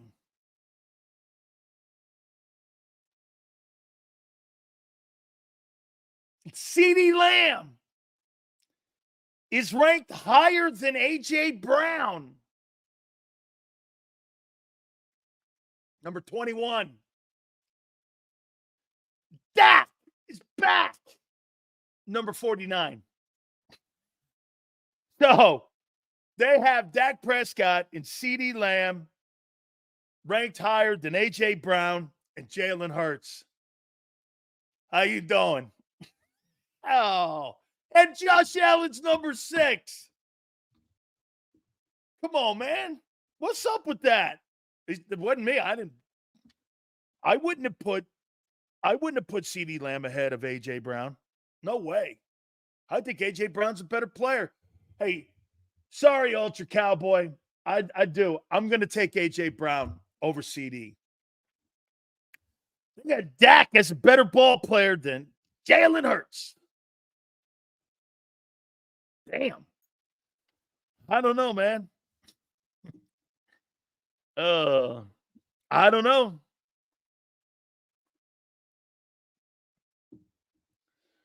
Where's Burrow? I didn't write them all down. This ain't my list. You got Prescott ranked ahead. B. Costello. Hey, man, you know A.J. Owens. He's all right, man. You know I'm good with him. He's a good ball player. Okay? We have to pull his Hall of Fame credentials. By the way, speaking of that, 4:30, our good friend Jason Cole will join us. And then, of course, the Philly Godfather, he will also join us there, too. It sounds like your list. It's not. Go to cbssports.com. I'm awake or you. Pull it up. Hey, one thing's for sure, I'm awake or you. Big Sil's not going to lie to you. I might lie to a chick or something or my old lady, but I'm not going to lie to you. Why would I lie to you? I mean, why would I lie to you? What's the point? When you can go look at CBS Sports and look at his list. That's why I referenced the point. Why would I lie to you? That sounds like your list. No, it wouldn't be my list because I would rank Dak ahead of Jalen based off of last year, but not a lot. That's probably right. I wouldn't put A.J. Brown behind Lamb. Josh Allen at 6. He was 2 last year. That's about right. The list is a dumpster fire. You mean like your meltdown last year was a dumpster fire, right?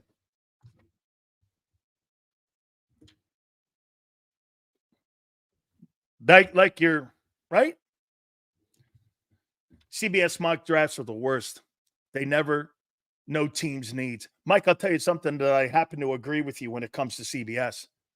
They fall on their knees for the Dallas Cowboys, and they do everything in their power.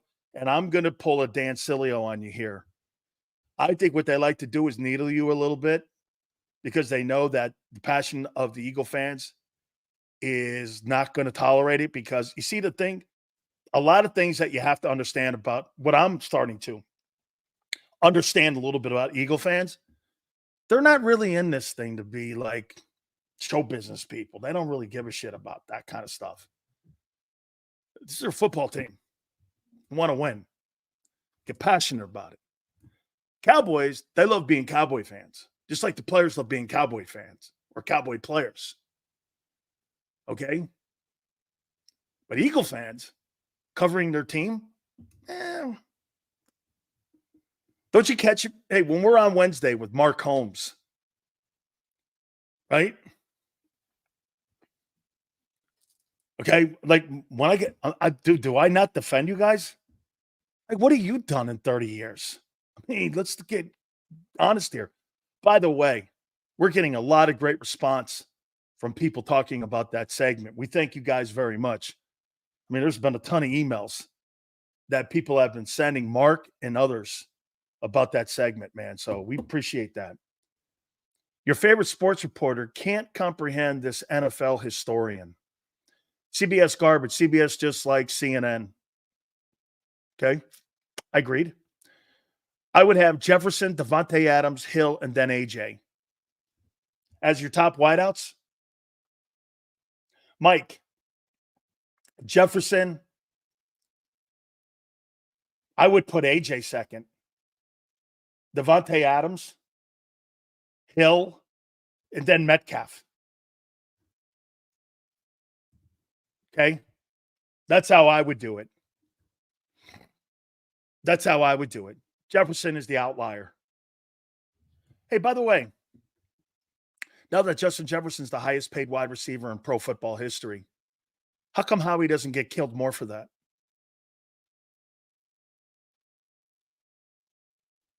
How come no one broaches that when Jefferson got that contract? It's almost like the entire media went just completely silent on it. I've been waiting. I've been waiting for like a little backlash that Howie missed the most productive wide receiver in NFL history and the highest paid guy. Because you got AJ and Smitty. But once again, you missed the greatest player at that position in the last 50 years. AJ's not better than Jefferson. He's the best player, and you would have had 4 years of rookie money instead of paying $100 million. How come he doesn't get killed on that? What's his name goes like this? The Jefferson thing is dead at this point. No, it's not. Every player that gets drafted and you pass on a guy for that respected class, don't you think that Eli Manning and Ben Roethlisberger and Phillip Rivers, their entire careers were gauged on where they went in the draft and what they did with their careers from the 2004 draft? Don't you think that that was part of it? That those guys, where they're drafted, how they're drafted, don't you think that people look back on that and go back and go, well, this is who you could have had. Now he's the highest paid guy in the history of the league. Is he the highest paid non-position player in pro football right now, Justin Jefferson? And I'm not being an asshole about it. Is he? I forget. Is there anybody else making more money than him? Is he making the most money of any non-quarterback in the NFL right now? Guys, I'm not trying to jam it home here. I think he is. YB, Big Sills, what's your take on Eagles PR feeding players to the fan reporter YouTube channels? Seems like they're trying to control a narrative by giving these kids some interview. To the fan reporter YouTube channels. Well, they're controlled. Right. They're not going to do their job. See, the propaganda machine at the PR department in Philly, they don't do their jobs. They control their job. Yeah, who's the fan reporter too? Because you know what's happening. Places like this, what they're going to try to do is compete to try to do something, but they can't. It's like when the Bucks were trying to shut me down. The Bucks eventually did. They told them either he goes or we go. Like I told you guys before, I was never fired for the monkey comment. I was fired because the Bucks wanted me off the air. And they found a vehicle to get me off. That's why I got to be kind of careful. Oh, and I am. Learned a massive lesson from that. Okay. Yeah, what's the fan YouTube thing? Like to know what that thing is. I love Blankenship, but I hope he's trying to slim down to get faster. Jay, I don't think he'd be able to get faster. The NFL is owned by Pfizer and Disney. No, they want their money. Okay? Democratic Party's owned by those two, you mean? Stills, don't know how the F he missed Jefferson. Well, dude, when you're drafting, by the way, a lot of people miss in the draft. A lot of people miss in the draft. You slide off on a guy. How in the hell? Hey, by the way, let's do this. The New England Patriots passed on Tom Brady 5 times. I mean, everyone's like, oh, they drafted Brady in the 6th round. Well, who were the 5 guys you drafted ahead of him? I'm sure they were not impact guys on your team. Okay? I guarantee you they were not impact guys. Because he drafted based off a scheme instead of talent. Mr. Cannabis, name me one wide receiver that's ever come out of the TCU football program that you thought was worth a shit. Can you name me one? In the history of that program, can you name me one? I mean, Ohio State, Clemson, Bama, LSU, USC, Oregon. Those are pretty much your places where you find them guys. Why in the world would you draft a guy out of TCU? For what reason? Because he had a good 40? He was in a shitty defensive conference in the Big 12? What gave you the metric? This is why I'm a little bit suspect on Quinyon Mitchell playing in the MAC. Okay? Think about it. He has Southeastern Conference talent, for sure. Why didn't he play in the SEC? Because he was loyal to the MAC? You know what that coach at Toledo should have said to him? Hey, man, I'd love to have you here. But you know what's in the best interest of you? You should go to LSU or Alabama or Georgia. You'll make more nil money. You'll have higher exposure. And it'll get you more prepped and ready for the league. That's what a good coach would do. But he didn't do it. Now, I heard the kid wanted to stay because he's a kid from a little small city outside of Gainesville. And they were loyal to him because he didn't have the grades his freshman year. And they kept a scholarship for him. So he felt loyal. I love it. It's a great story. It totally is a great story. Look, again, I'm just talking about the story here. I'm not saying he's going to suck. But the kid Arnold from Alabama, who was in the best conference in the country, playing against the best talent every week and in practice, I think he's more prepped for the NFL. How about this one? Who do you think was more prepped for the NFL last year? Bijan Robinson or that kid Gibbs up in Detroit? I want a good gambling DB. Well, let me know when you draft one, Brian. You haven't. Who was more prepared, you think, for the NFL? Bijan Robinson? Yale says Detroit's a better team. I knew somebody like Yale would bring that up. So let me put this out there to you. I got the best O-lines in football, according to Pro Football Focus. This is what they got. Detroit 1. It's a good argument for Yale. Pro Football Focus has Atlanta 4.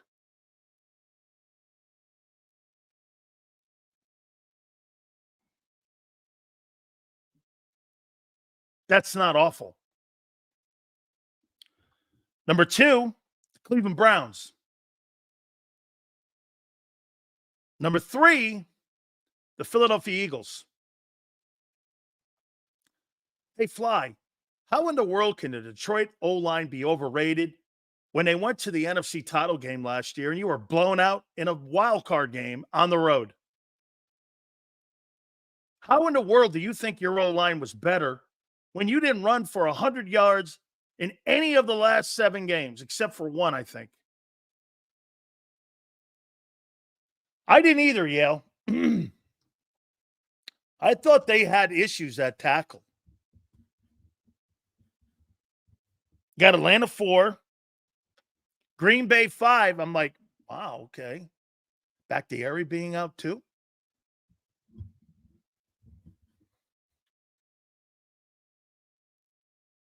Indy 6 makes sense. Jonathan Taylor, the kid Moss had a good year too. Kansas City 7, Houston 8. Minnesota's got 2 outstanding offensive tackles. Just got to get the quarterback right. And Pittsburgh 10. Because our coordinator didn't call run plays. You guys surely blame your coordinators last year for everything. I mean it. What about the players not executing anything? Hey, in 2022, they had 5 basic run plays, and they told everyone where they were going. We're going to run right here and run you over. And they ran you over in 22. In 23, they couldn't do it. Jesus criminy. The players sucked last year. Number 1, they were the fault of the team's demise. The coordinators are second. Stop with that. The coordinators are not the number 1 responsibility when it comes to teams winning or losing. It's player accountability. Player sucks or he's good. Can a coach do what Dan Campbell did and cost you an opportunity to make poor decisions in a game? Or like Matt LaFleur in the NFC Championship game, being too conservative? Yes. But when it comes to not executing, that's player accountability. Well, it was my coach's fault. That sounds weak. I sucked because my boss sucked. Not me. Not me. One thing I'll tell you this. Joe Krause is behind the scenes right now. He'll know that I'd never been fired because I sucked. I've been fired for other things, but it wasn't because I sucked. That ain't on my resume. I still said this on the air. He did this on Twitter. Yeah, probably true. Still stunk. No, that was never true. It was never anywhere in my 40 years true. Yeah. Thank you, Xander. Yeah. You know, hey, did stunk. No, that wasn't happening. I'm the biggest Eagle fan, but even I know Jalen Hurts was last year in the defensive players quitting, destroyed us last year. Troy, yeah, it's okay. Only thing Dan sucks is cannolis. Yeah, I love cannolis. You got to remember something about a cannoli. You can only really get a great one on the East Coast. You can't really get them anywhere else. I found one place in Arizona. It's all about the shell. It really is. It's about the shell and the cheese. You can't, seriously, man, what does a Fruit Loop dude in LA know about making a cannoli? I mean, I'm surprised that the cannolis aren't red, white, and blue or like whatever those colored things are. Yeah. I mean, you can only get a good cannoli in the Northeast as far as even in Miami, I struggle with good cannolis. Next Thursday, Sills or Biden losing his shit. Hey, homie, I'm going to watch that debate drunk so I can laugh my ass off. I swear, I'm going to watch that. I'm going to get so drunk after my show to watch that debate. I want to laugh so loud that Xander and Big Joe are going to be sending me text messages. Take that tweet down. Hey, take that tweet down.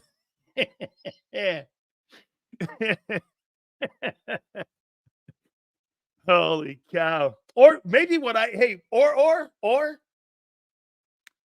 I could be practicing my kung fu, Hey, Hassan Jackie Chan. You see that, man? That's pretty crazy great. He's going over there, man, kicking the leg up. Yeah. Wow.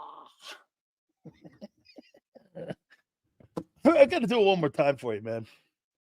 I don't think I can get enough of this. I can't get enough of this, man. Hold on here. Let's take a look one more time here before we go to a timeout here. Hey, by the way, did you see Madden? Hey, Madden, guys. Cooper DeJean is not black. He's white. I want to help you there. See, they had him 33 as a black guy. You're like, he's white. I'm digging the music.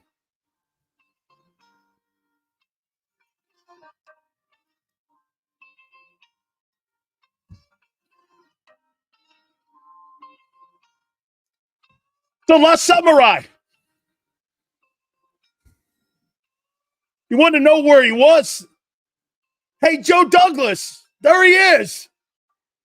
Wuhan Market. I can't get enough of the shoes. Is it raining? Oh, yeah, I see the other people with umbrellas. Who's filming it? Dr. Fauci?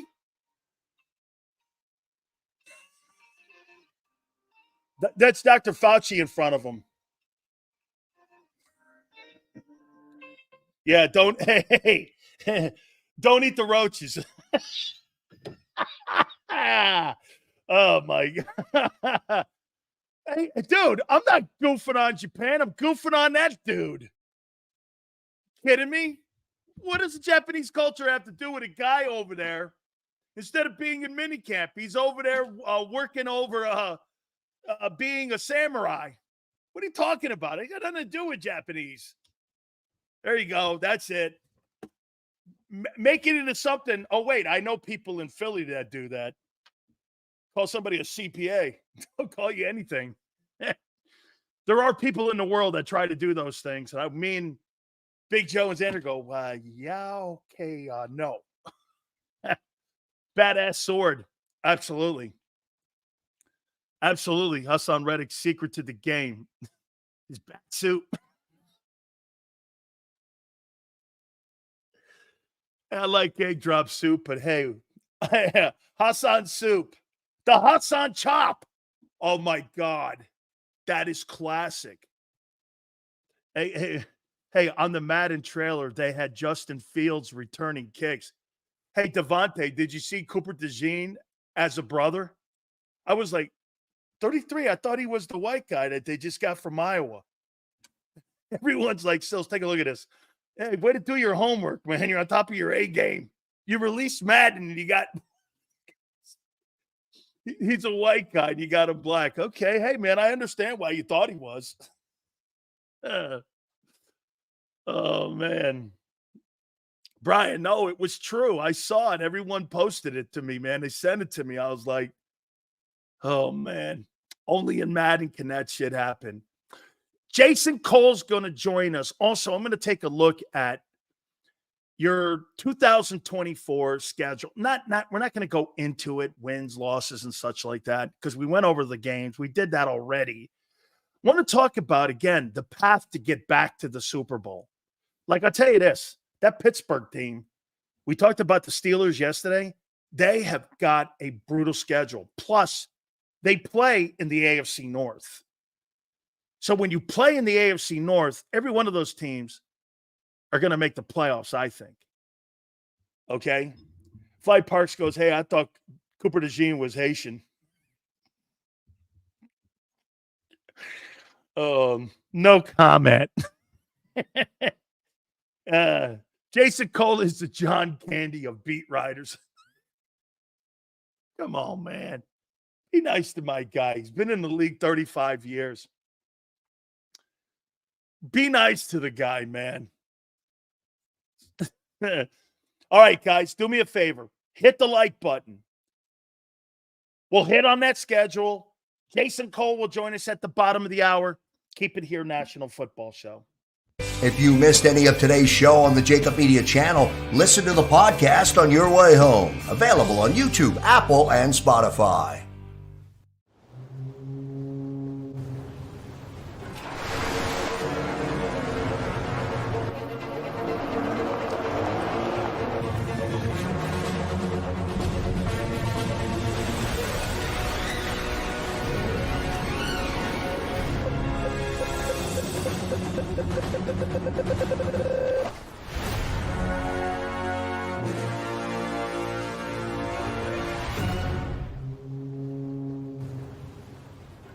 Heading down the shore. Have a ball once more.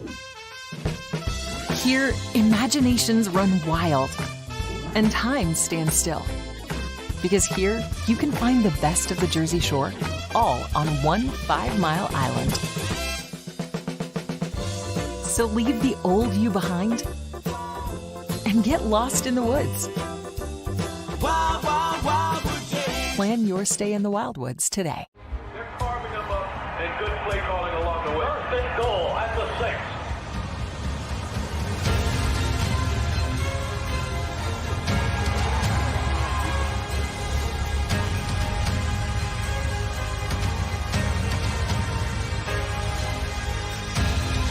On the field of life, First Trust Bank is there for you. Champions on 3. 1, 2, 3. Because Philadelphia dreams deserve a Philadelphia bank. Win and save this baseball season from Colony Pools and Power Washing, a local company serving Delaware, Delco, and Chester County since 1970. Are you tired of looking at your green house? Is your roof, siding, deck stained green from algae and mold? Let the experts pressure wash your home and take the pressure off of you. Win with Colony Pools and Power Washing. Call them now at 302-762-2250. That's 302-762-2250.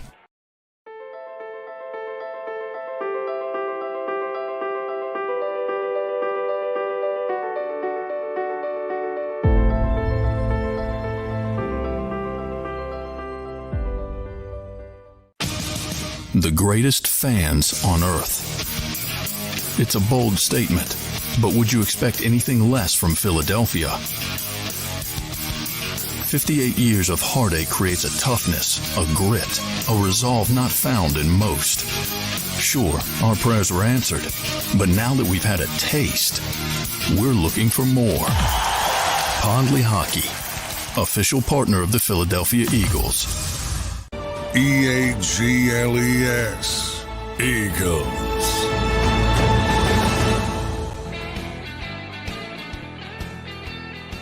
Big Sales National Football Show. Please hit the like button. Jason Cole will join us at the bottom of the hour. The legendary Philly Godfather at 5:30. I heard John McMullen say something on Birds 365. I implore you to watch that show. Xander's doing a killer job on that show.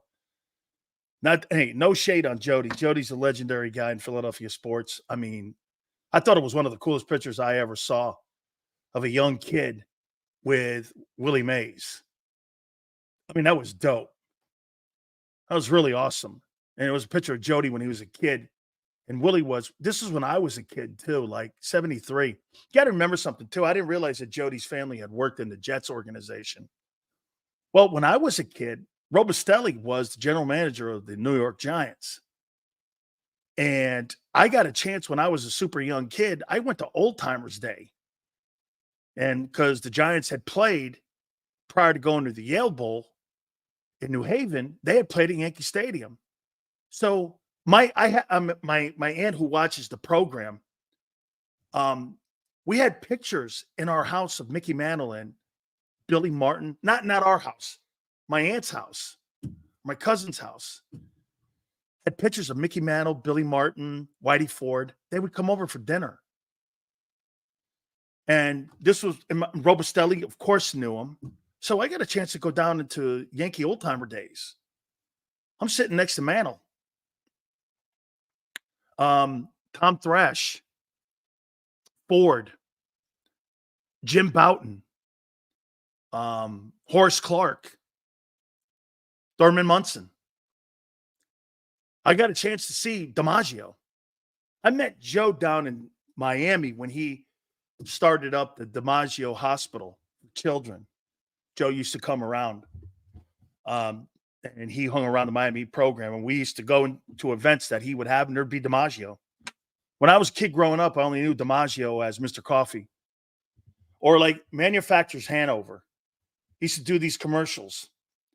For Manufacturers Hanover, I only knew Ted Williams because of the Cirrus and Roebuck catalog. He used to sell fishing gear, remember? We'd get those old catalogs, and there'd be Ted Williams in it. Sills, I saw my hero, Clemente. God, I'd love to have met him. Never. But I got a chance. Obviously, I told you the story about meeting Mays. But dude, those Yankee old-timers, I met Roger Maris. I met all them guys through Robustelli and them guys. It was so when I saw Jody with that, I'm like, man, that is such a great influence. And as Gary Cobb has told you, Gary Cobb is about 4 years older than me. How about this, though? Me and Gary Cobb at a Stanford youth baseball all-star clinic, and there's Robinson showing up talking to us. And Gary Cobb, his brother, Ernie, myself, a bunch of my friends. I'm playing for Clairol. And there's Jackie Robinson rolling in. My dad played golf with Jackie Robinson at Hubbard Heights. I mean, there's Jackie Robinson. Me and Gary Cobb, both in Stanford. Going to, and Gary's older than me. Gary, I told you, you guys know he's one of my idols. Because I thought if Gary could go to USC, I can go do it too. And I did. Now, he was really part of why Gary Cobb's on. Gary comes on because we've been friends since I was 13, 12. That's how long we've been friends. And I'm 60. So we've been friends that long. I mean, it's crazy. Why do you think he comes on every single Monday for me? I don't pay him. Comes on because he knew what I thought of him when I was a kid. Me and him showing up, and there is Jackie Robinson, Duke Snyder, Pee Wee Reese. All these guys would come to these camps when we were kids. Robinson, the park I grew up on is named Jackie Robinson Field. Rachel Robinson, gave me this from the Jackie Robinson Foundation.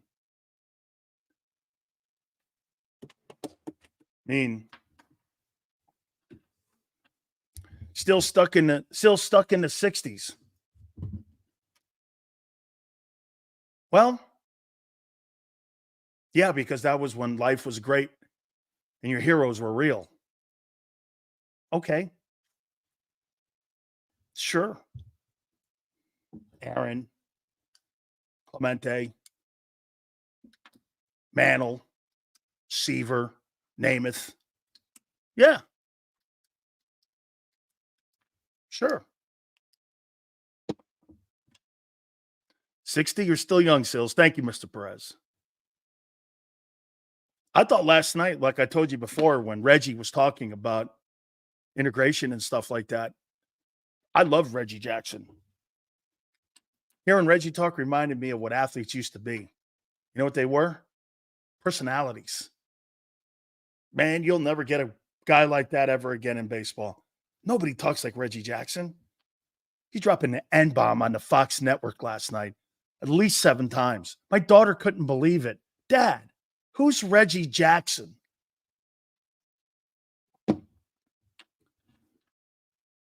Who's Reggie Jackson?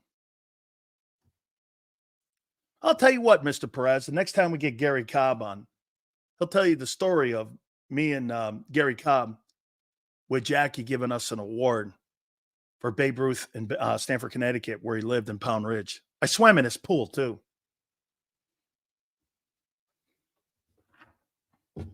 My aunt watches the show. She could pop on and go, my father used to play golf with him. It's a true story. Great times. I do have to say this.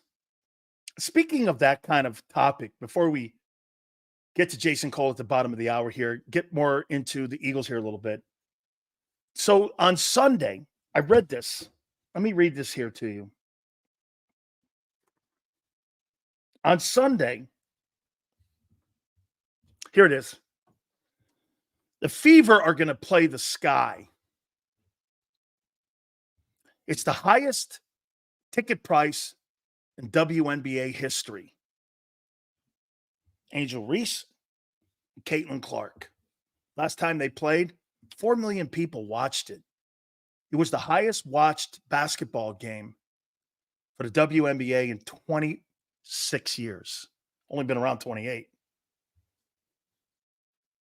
And I see on the internet all the time how they want to make this thing into a culture war, like many people do today. Want to pick a side. They're trying to make her a Trump person so they can call her a white supremacist or what have you, or Angel Reese, an angry black girl. How pathetic when you got something so great like this. You really have actual rivalries here, and I love it. I love both these girls. They're actually giving you sports the way it used to be, an actual rivalry. And the WNBA is not prepared. The only people that have been prepared for this rivalry are Angel Reese and Caitlin Clark and how they're handling it, because they've been handling it since college. Remember, she played against her at Maryland before she went to LSU. What's his name goes, how come they don't dunk the ball? Who gives a shit? I think it's great theater. Hey, man, I'm not the greatest tennis fan in the world, but I'll watch Serena. I'll tell you this, I watched more tennis with Serena. I can't remember the last time I watched the men's single finals from the U.S. I can't remember the last man that was good, but I'll watch Serena because I watch interesting and things that move the needle. And these girls move the needle. Selling race is okay. People are so afraid to do that. It's a black chick and a white chick. Sell it. Race is a big business in today's America. CNN and Fox News make a killing doing it. They'll call Trump a racist and go to commercial break. They'll call Biden a stupid ass and go to break. That he does nothing for black people. It's not me. This is the networks. But they go to commercial breaks. Making money off it. There's nothing wrong making money off that.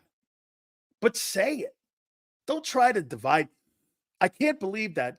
Get this. Well, here's the new one for Caitlin. I can't believe that she won't stand up for things and say, well, you know what? It should matter. I just want to play basketball.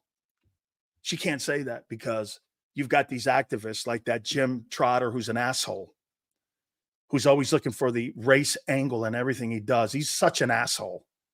I'm so happy the NFL didn't renew his contract.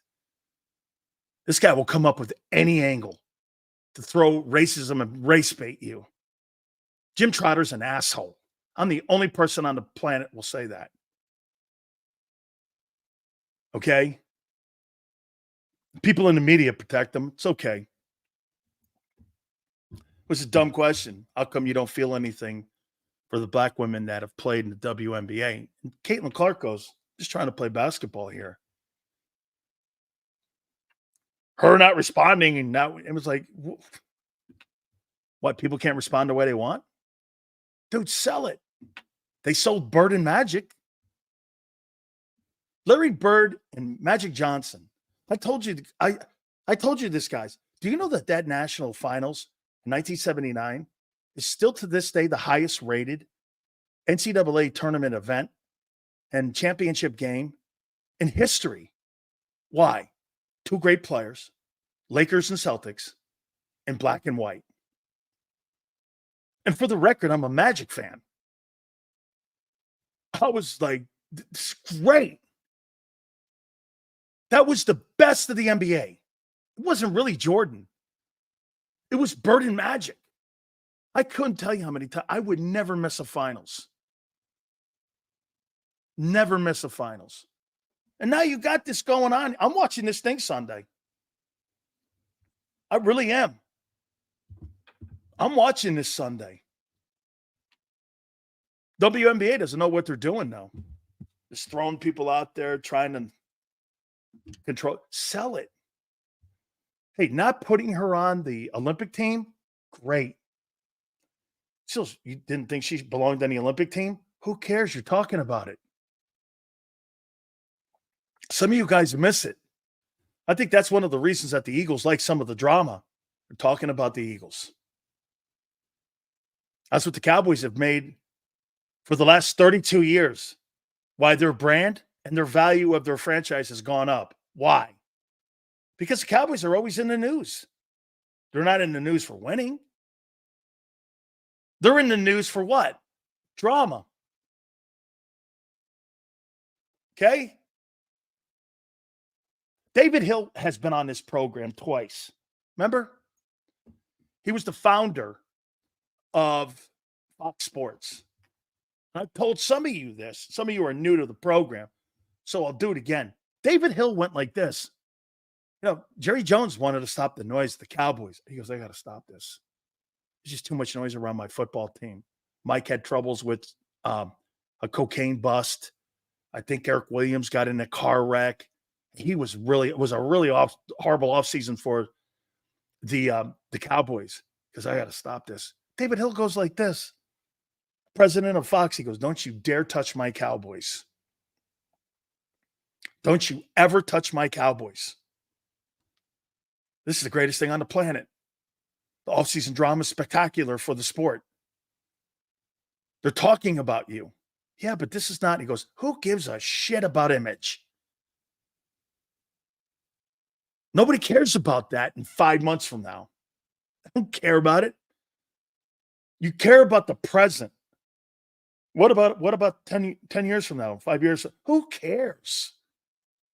You think network executives, Jerry Jones cares about 5 years from now? He doesn't give a shit about that. He cares about 5 seconds ago. Drama sells. These people are missing this because they look at the micro instead of the macro. That's everything. See, look, some go like this. Says you come out here every day and you're pretty critical of the Eagles. It's because the Eagles are selling right now.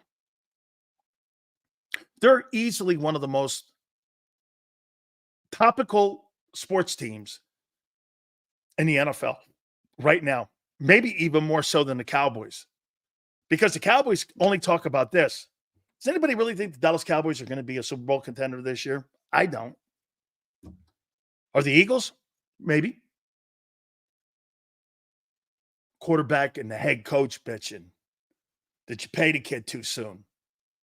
What are they going to look like this year? Hey, they won 11 games. Get this. The Eagles have to be the only team I've ever seen that had a sorry-ass year that won 11 games. The Eagles suck so bad that they've won more games last year than the Jets have won in the previous two. That's awesome. Last 2 years, right? Eagles won 11 ball games.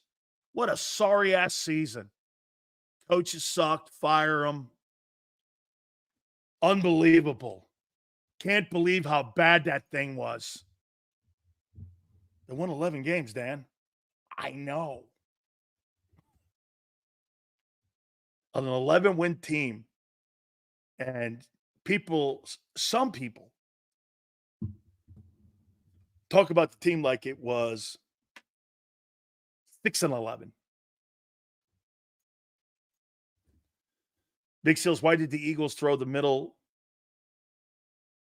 Why did the Eagles throw to the middle less than any other team last year?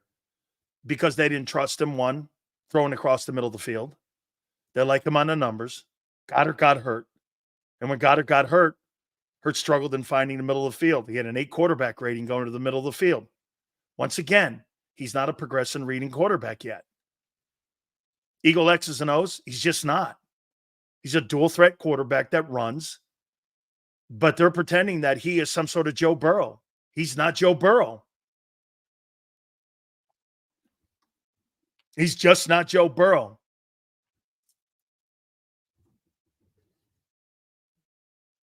Bottom of the hour, we're going to get our friend Jason Cole on. Hopefully we're going to get him on here real soon here. That's why they didn't throw the middle. We beat ourselves in that game. Okay? If Dallas, let's see here. That's what makes magic tricks work. I got it. When he threw to the middle, he did well, though. When did he throw to the middle? His pass chart doesn't show really much of that last year. The year before he did, when he ran more. And he just last year didn't because they really didn't have the personnel in wide out 3 and also the tight end position to go across the middle. He's going to have to do 2 things this coming season to make that thing look a little bit better. Find a tight end and throw the backs. Look, I've told you guys this numerous times, and I'll continue to tell you this. At the end of the day, Tom Brady won 7 Super Bowls with checkdowns, the backs, and throwing to the tight end. He didn't win Super Bowls throwing the wideouts, except in Tampa. Still, Gronk was there. But Brady, the majority, 99% of those Super Bowls were won throwing the backs and throwing the tight ends. And we're throwing the receivers. Edelman and Welker and Amendola, all right, I guess. But most of them were 5-yard slants. That's how Brady won ball games. He did.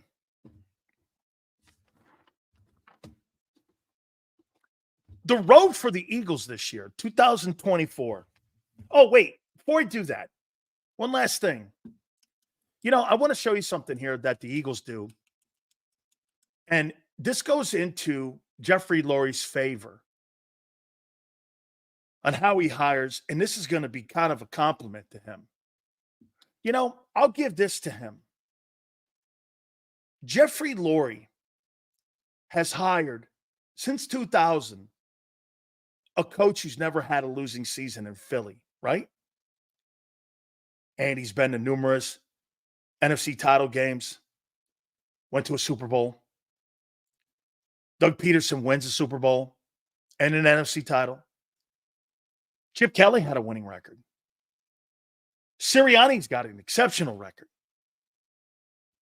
I want to show you something about incompetence when it comes to hiring coaches. Look at the Lakers. So they hired J.J. Redick. I want to show you something here. And this is before I get Jason Cole on here about how Jeffrey Lurie runs his organization compared to the Lakers. So J.J. Redick has just been hired. What? Do you know in the last 10 years in Los Angeles, they've had 6 losing seasons, and they've had 7 head coaches in 10 years. And they're 330 and 450 as a winning organization, and they won the Disney Cup. That's not Dr. Jerry Buss. So if you want to really take a shit on Jeffrey Lurie, who since 2000, every coach has had a winning record, no losing record, every one of them, including Chip Kelly. He's made the right hires. That's not Dr. Jerry Buss. There's certain organizations that get it and understand it. The Steelers are the gold standard. 3 head coaches since 1969. There's a reason where consistency and continuity matter, especially in team sports. We're going to play a game today with my friend Jason Cole. Got some bold predictions. I want to hear what he has to say, bud. Continuity. He's a Los Angeles guy. J.J. Redick is your new head coach of your Lakers. Congratulations to you. We'll see how it works out. I see. We'll see how that works out. Okay. J.J. Redick, you hire who do you think he is? Pat Riley? Well, maybe he's closer to Jerry West. I don't know. And look, we've done this and it's worked. So it's not it. And you go in it with Anthony Davis and LeBron. I mean, you have a nice start, right? Like that's not bad, right? But it does seem the problem we have is we're placating LeBron left and right. Instead of Clutch Sports. are we really running the organization? And the other side is like you're exactly right. Jeannie Buss is not Jerry Buss.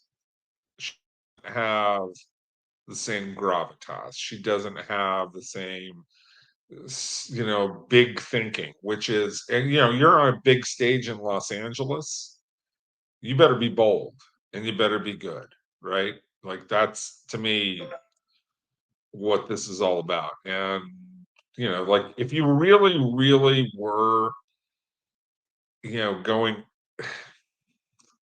Hurley wouldn't have, if you really had it together, Hurley would not have snubbed you, right? Yeah, absolutely. Or you would have. Jason, don't forget too, and you don't have Jerry West running it. No, you got fanboy Pelinka. I mean, Kobe's agent.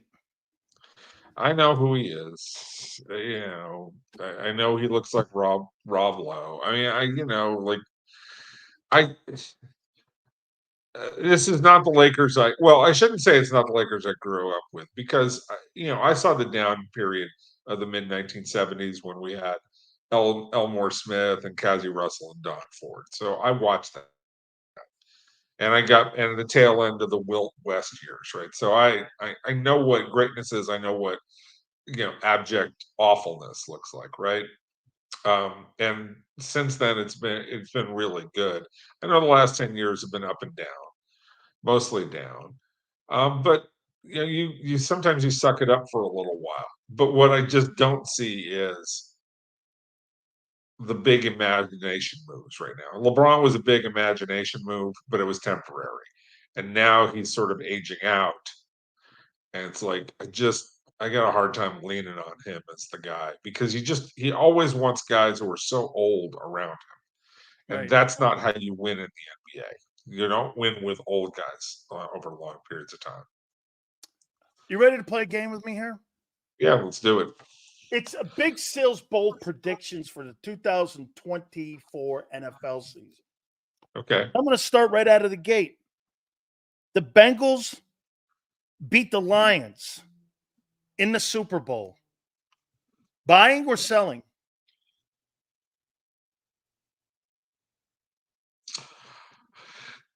I like that one. I like that bold. I like that as being a bold prediction. I do. A lot out of T. Higgins. I think you keep the quarterback healthy. The number one receiver is obviously the number one receiver. He's Chase is special. Just keep him healthy. They lose Mixon. Yeah, but running backs are running backs. I mean, it's a loss, but that's a coverable one, right? Especially for a team that has that much talent and firepower in the passing game. I'm just going to hope that it all hangs together. I'm just hoping that it all hangs together. That's all I got to say. That's how I want to look at this one. Number 2, buying or selling. There'll be 7 head coaching openings at the beginning of the 2025 season. 7, huh? Here, so, I wrote some of these down here. Well, let me guess which ones you're going to say. Chicago. Yes. Yes. You're probably your wild card may be Buffalo. Yes. Let's see here.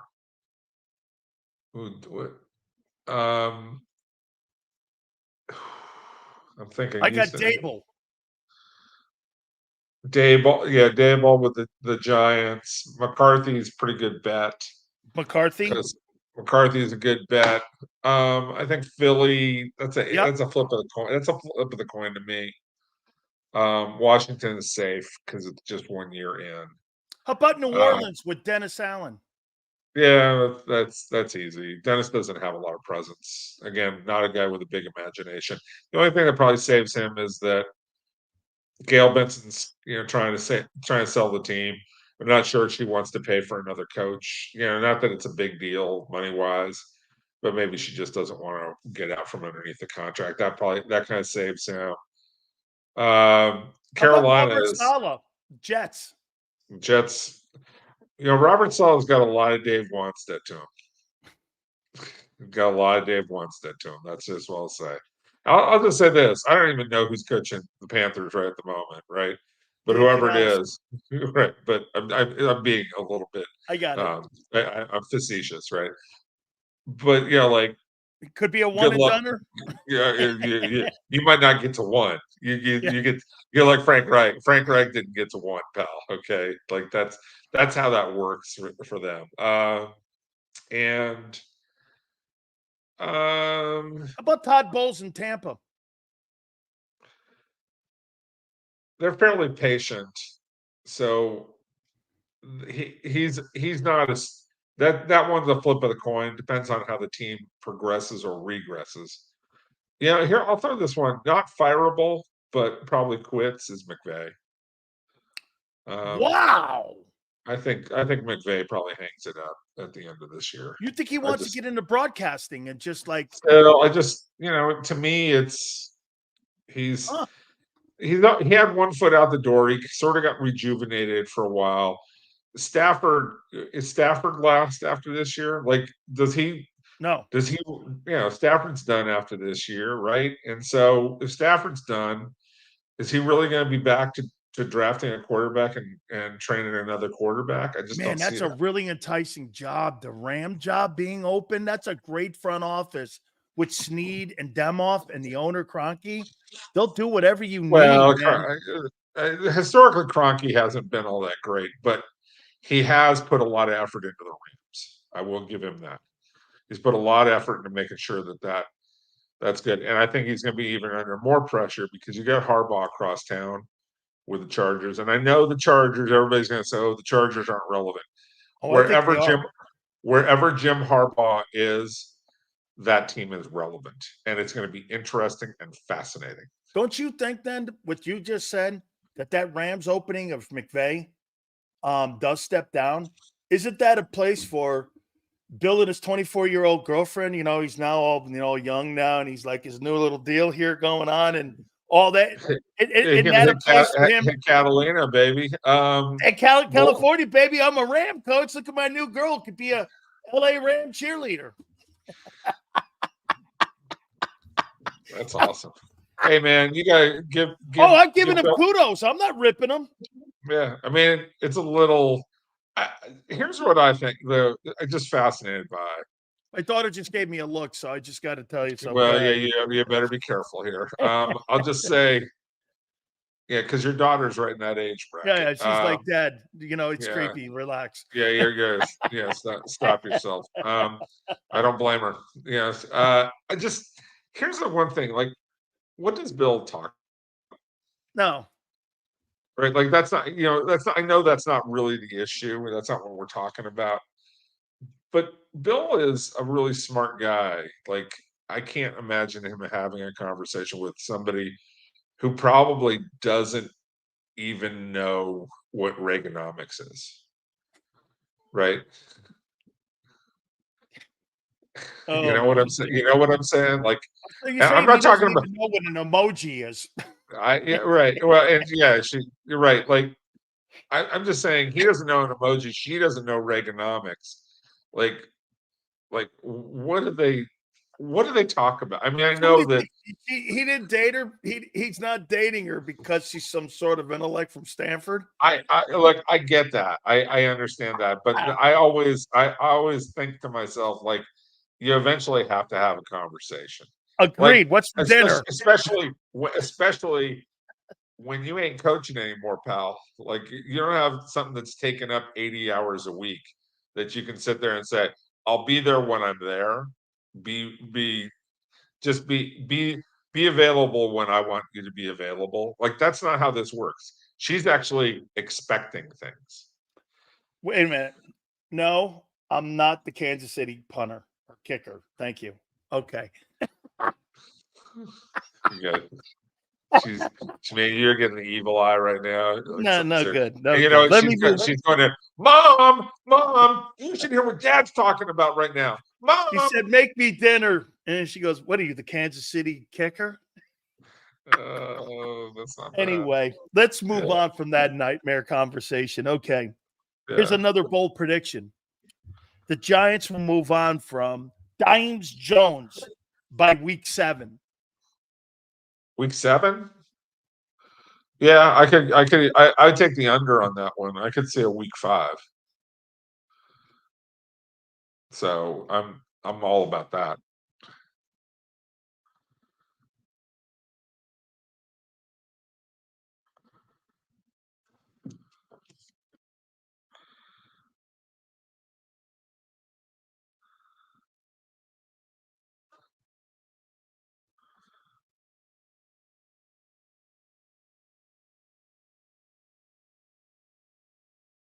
If you missed any of today's show on the JAKIB Media channel, listen to the podcast on your way home. Available on YouTube, Apple, and Spotify.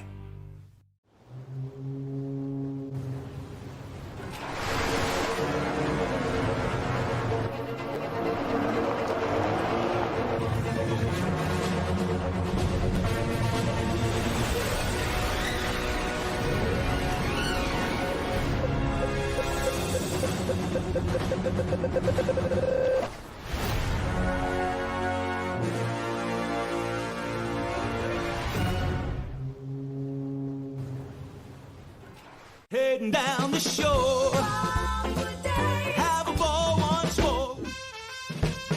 Here, imaginations run wild and time stands still. Because here, you can find the best of the Jersey Shore, all on one 5-mile island. So leave the old you behind and get lost in the woods. Wild, wild, wildwood days. Plan your stay in the Wildwoods today. They're carving them up and good play calling along the way. First and goal at the 6.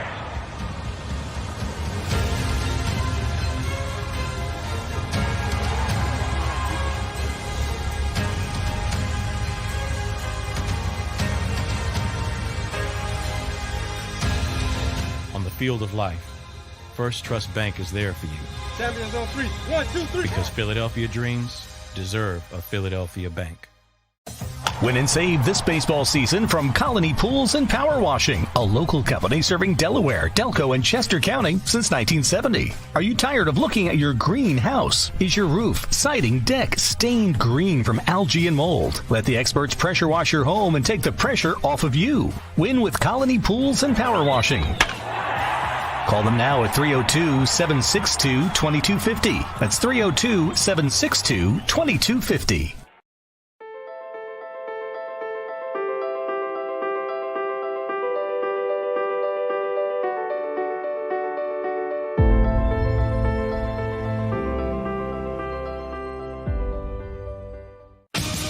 The greatest fans on earth. It's a bold statement, but would you expect anything less from Philadelphia? 58 years of heartache creates a toughness, a grit, a resolve not found in most. Sure, our prayers were answered, but now that we've had a taste, we're looking for more. Pondley Hockey, official partner of the Philadelphia Eagles. EAGLES, Eagles. If you missed any of today's show on the JAKIB Media channel, listen to the podcast on your way home. Available on YouTube, Apple, and Spotify.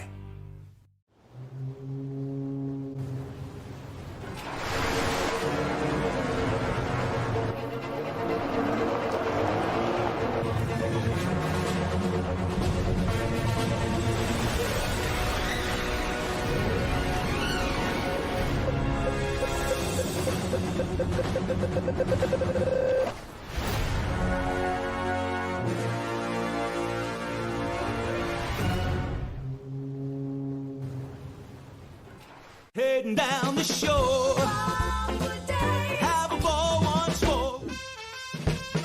Here, imaginations run wild and time stands still.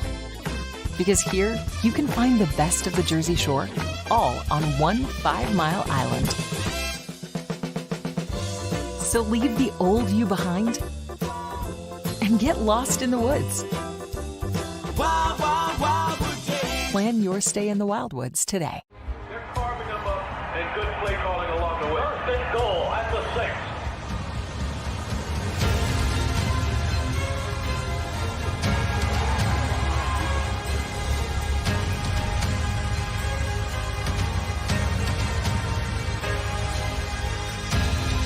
On the field of life, First Trust Bank is there for you.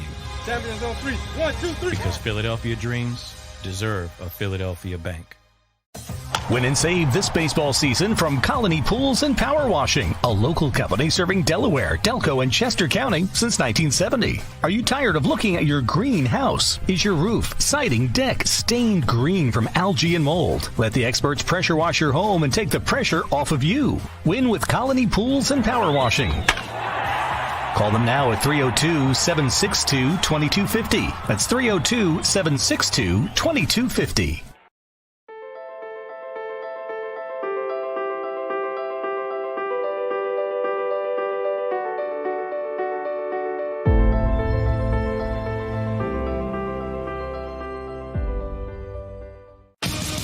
The greatest fans on earth. It's a bold statement, but would you expect anything less from Philadelphia? 58 years of heartache creates a toughness, a grit, a resolve not found in most. Sure, our prayers were answered, but now that we've had a taste, we're looking for more. Pondley Hockey, official partner of the Philadelphia Eagles. EAGLES. Eagles.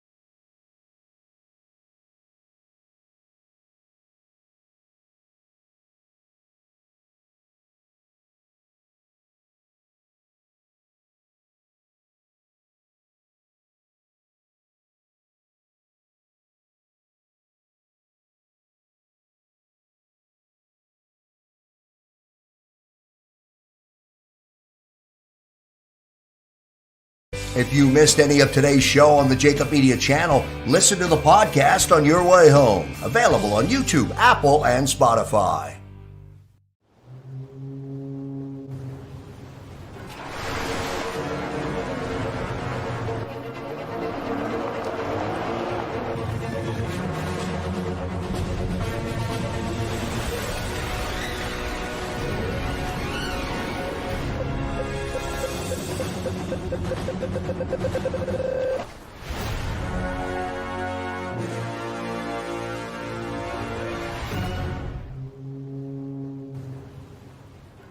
Heading down the shore. Have a ball once more. Here, imaginations run wild and time stands still. Because here, you can find the best of the Jersey Shore, all on one 5-mile island. So leave the old you behind and get lost in the woods. Wild, wild, wildwood day. Plan your stay in the Wildwoods today. They're carving them up and good play calling along the way. First and goal at the 6.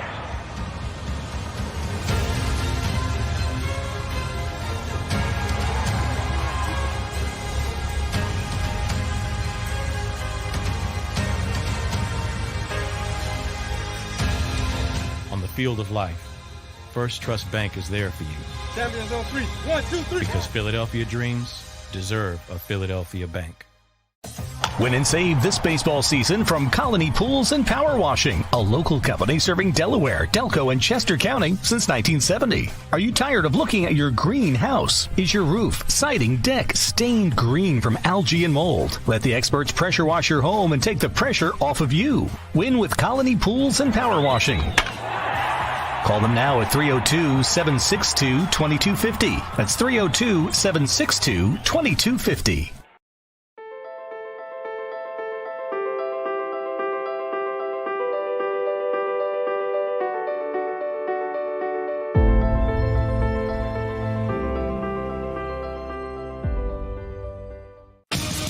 The greatest fans on earth. It's a bold statement, but would you expect anything less from Philadelphia? 58 years of heartache creates a toughness, a grit, a resolve not found in most. Sure, our prayers were answered, but now that we've had a taste, we're looking for more.